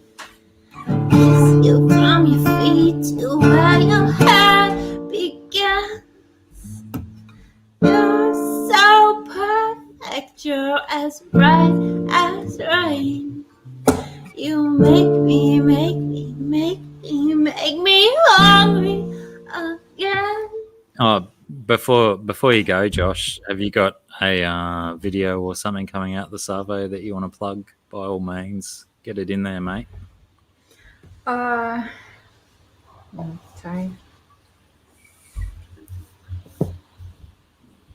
Check out Josh's channel. He usually puts a video up about 2 hours from now on a Wednesday our time. So by all means, if you're still awake, go and check out his premiere he normally does. All right, now. Righto, yeah, go and check out Josh's premiere video. Have a chat with the legend himself, because he'll be there as well.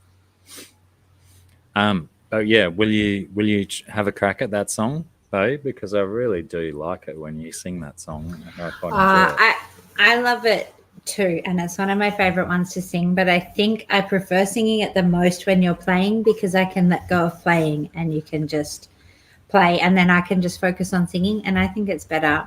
But you know, just do the real simple play version. Like, I can just try a little bit, and then we can do it properly together next time. Yeah. Yes, Okay. most def.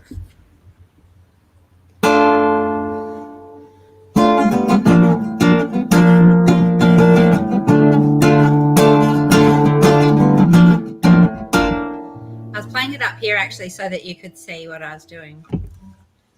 So gorgeous, I'd do anything. I kiss you from your feet to where your head begins. You're so perfect, you're as bright as rain. You make me hungry again. Everything you do, I forget how that goes. Everything you do is irresistible.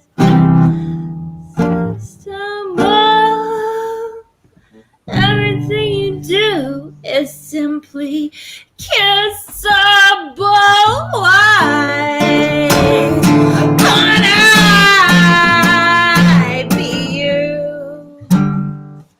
I I don't know. That's it. That's my great efforts at remembering the chords and singing at the same time.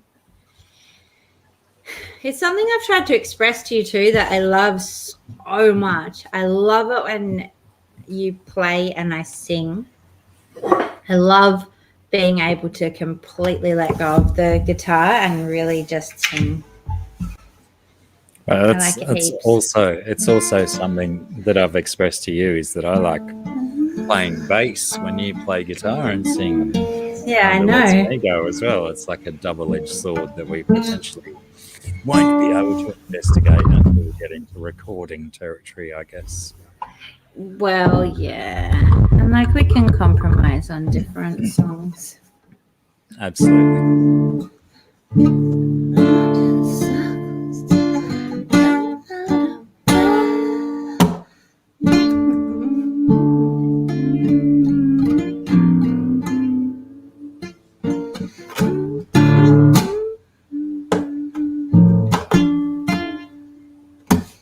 Yeah, I like that song a lot. That's It's one of my favorite singing songs. I've got like a few that I really get a lot from singing that I feel like I can really just fall into ones where I don't have to think a lot. I can certainly say from experience that when you generally belt out that one, you sure do get into it. It's so good because I just feel like I can fall in it. All brains are gone. No brains exist. And that's the I best potentially space to should be in. just photocopy all of the song sheets that we've already got done and make myself up a couple of songbooks as well. Sure. That would be sensible. Then I don't have to wait. I mean, if you want, up. you can keep the songbooks. I mean, I don't use them on my own. You just I like.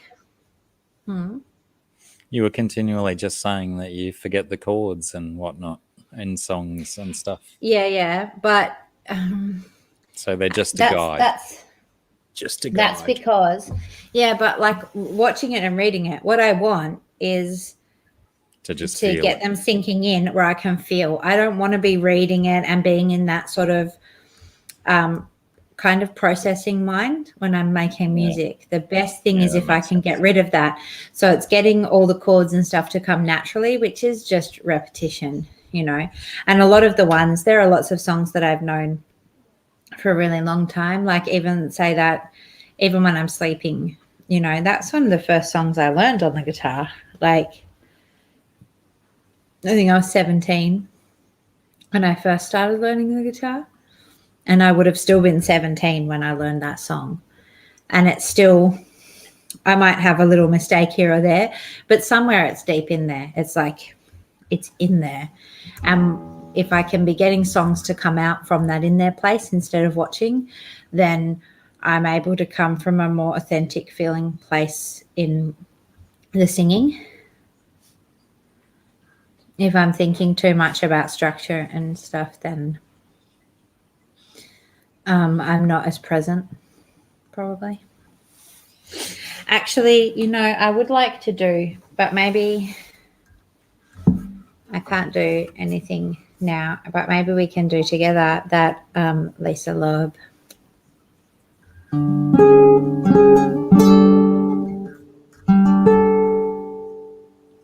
It goes with a capo, so I can't do it now. That one. Yep. Yeah, that's always lovely when you do that one. I don't think I've ever played that one with you because I have absolutely no idea how it goes. There are a few that are like that you never played with me. I'll play bass. That I've wanted. But yeah. That's the few like that I've sort of like, I know I've sort of pushed and tried to be like, you should totally play this with me. But I just don't think my fingers do the same things that yours do. Well, mine don't do what yours do. I just dropped a blueberry under the table. I don't drop blueberries under the table. They don't do that ever. Yeah, I guess. I just think Oh, you're I good forgot to. at all the things, and I'm not good at all the things. I'm good at just only the little window of things I learned. Well, at least you can admit to that. That's a start. We forgot to ask Aquamate how the earthquake affected him, and he's gone now. Oh yeah, He's I fair don't pay distance, enough I suppose, attention from Melbourne. when he comes. He pops in, but what I really like want to ask him how they're going and how he's like miso is and stuff like that. You got him on Insta, don't you? Just slide into his DMs. That's what the kids say, isn't it? Apparently, that's fraught with risk. Don't you have his miso on Insta as well? Can't you just chat to her? Oh, I followed her after that night when he called up drunk, and then she was drunk and talking about the cup, how she had a special cup. I went and followed on the other Instagram account that I had at that time, but What's she called? Peppy Plant. Peppy Plant. Go and follow Peppy Plant on Instagram, and if you follow Peppy Plant on Instagram, DM her and tell her that she should DM Scunch Princess more often. like probably not. That's fine. Yeah, She 'cause lives her you little won't- life. She's just, yeah, I'm you won't shit at respond. messaging and stuff, but I'm so shit at messaging. But no, she's just like so adorable. She really It's true, is. you know. It's true, you know, viewers. Sometimes it takes her 6 or 7 minutes to respond to one of my messages.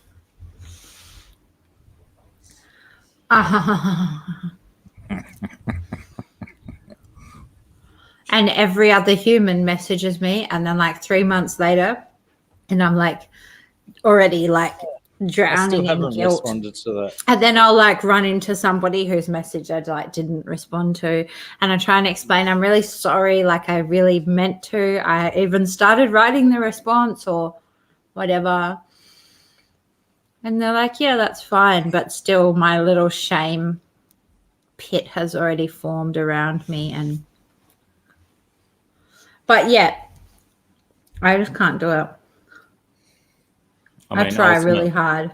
Ultimately, care if about someone people. was that, if someone was that disturbed about you not responding to a message, then surely they would just drive to your house and check up on your well-being. If they were that but- concerned to worry and fret about it. There are people who don't know where I live. There are people who are like friends of like parents of my children's friends, and the problem is that I don't have the intention to be horrible about it. That's all that matters. It's not though. It is. All right. Do we have anything else to talk about, or should we get the No. out? Plus, I told my kids I'd be an hour and a half, and there's like potatoes in the oven and stuff. Lies.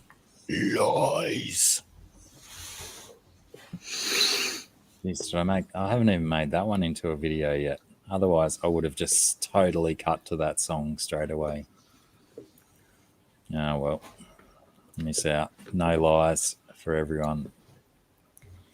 All right, then. Let's call it quits before you've eaten all the blueberry. What that wasn't a blueberry, was it? Yeah, it was. Don't you know what a blueberry looks like inside because you don't eat them? Yeah, right. Yeah, no, they're gross. They're disgusting. They're only nice when they're like tart and not quite as ripe, I think. Yeah. Well, They get too ripe, they get sweet and squishy, and then they're gross. And flavourless. these ones, apart from, yeah, there's about 3 in this bowl I'd rather chew on a radish. I like a radish sometimes. I've got some pickled in my fridge. which I did. I made those. Yeah. Anyone? I know there's oh, look out. I was going to say there's only 8 people here, but apparently 3 extra people have come in. Any other requests? Sarah said she will play a song if people request it. I may or may not be putting words in her mouth. Yeah, don't waste your time, BJ. They're disgusting. No one wants to eat that shit. They're actually great. And the best way that they are is when you grow them and you get to pick them fresh and eat them. Like strawberries are too. Strawberries are like and cherry eat them tomatoes. fresh off. And cherry tomatoes. Yeah. Like most things. Most things are best off the bush. And blueberries are like that too. Plus, you can jump in while they're still sour because they're so good when they're still sour. I think I would prefer a sour blueberry than a sweet one. But yeah, that definitely, they're really good. Served as a purpose to remind me that I've got a fairly large container's worth of cherry tomatoes to go and pick once we get out of here. Jelly, I want those. Well, that's my Texas well. Well,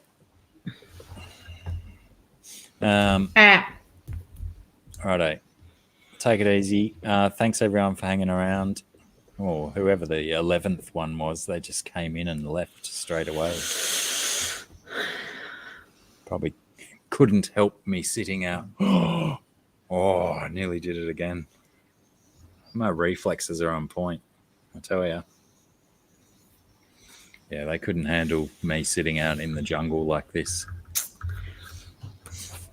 Yeah, hopefully we get this music shit back together again because we're both so happy when we were playing music together and we just haven't done it properly for so long.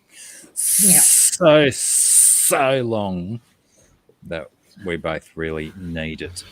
And then we will be convinced that all of you people need it too. Yeah, we'll get onto that. Thanks, GRB. Oh, GRB, we need to sort out a communication method because I can't even email you anymore. You need to get on one of the socials where we can DM, even if it's just get yourself a messenger address or something like that, or email me your phone number and I can text you or stuff like that. But we definitely need to communicate more, dude. It seems that we used to email a bit, but now we can only communicate when we're in YouTube chats. So work something out, GRB, so that I can have more access to the GRB. And oh, nice one. You've got a new email address. That's easy to remember as well. I'll give that a shot and we'll go from there, dude. Thank you. Thank you for that. That way I might be able to, at least if you're modding for me, I might be able to give you a heads up on any shit that might be happening and stuff. Thanks everyone who's been here this long. It was good to see some old faces back in. Jesse, I hadn't seen Jesse for a while. Pam popped in for a bit. Did Jesse come? Like that's Jesse from Hawaii, Jesse? Yeah. Yeah, he was in for a little while. I didn't see him. Well, he's been moving house and he's shut down his whole fish room and I think he's waiting to get settled into his new house before he starts putting videos out and stuff again. But yeah, always good when Jesse pops in. I've had many fun times on live streams with Jesse, especially the ones where he smokes half a cigar and then falls asleep. They were always the favorites. I think that might be why he stopped doing YouTube videos, is because he became known as that guy who smokes cigars and falls asleep while he's streaming. But no, yeah. If Jesse, you're still listening, I'm just fucking with you, bro. Everyone else who's hung out, it's been awesome. It's always awesome to have people hang out for this long when we do these super stupid long ones. Nearly 3.5 hours we've been going for. Chirish, great to meet you. Welcome. It was good to have you pop your 2 cents in as well. We like those people who swing by and get involved. Don't forget Aquamate's video in, what are we looking at now? 1 hour and 45 minutes approximately, give or take a minute or 3. And, you know, just be good to each other. Look after yourselves. Don't go into lockdown like us. It's no fun at all unless you're essential. And I guess we'll see yous when we're looking at yous. Bye now.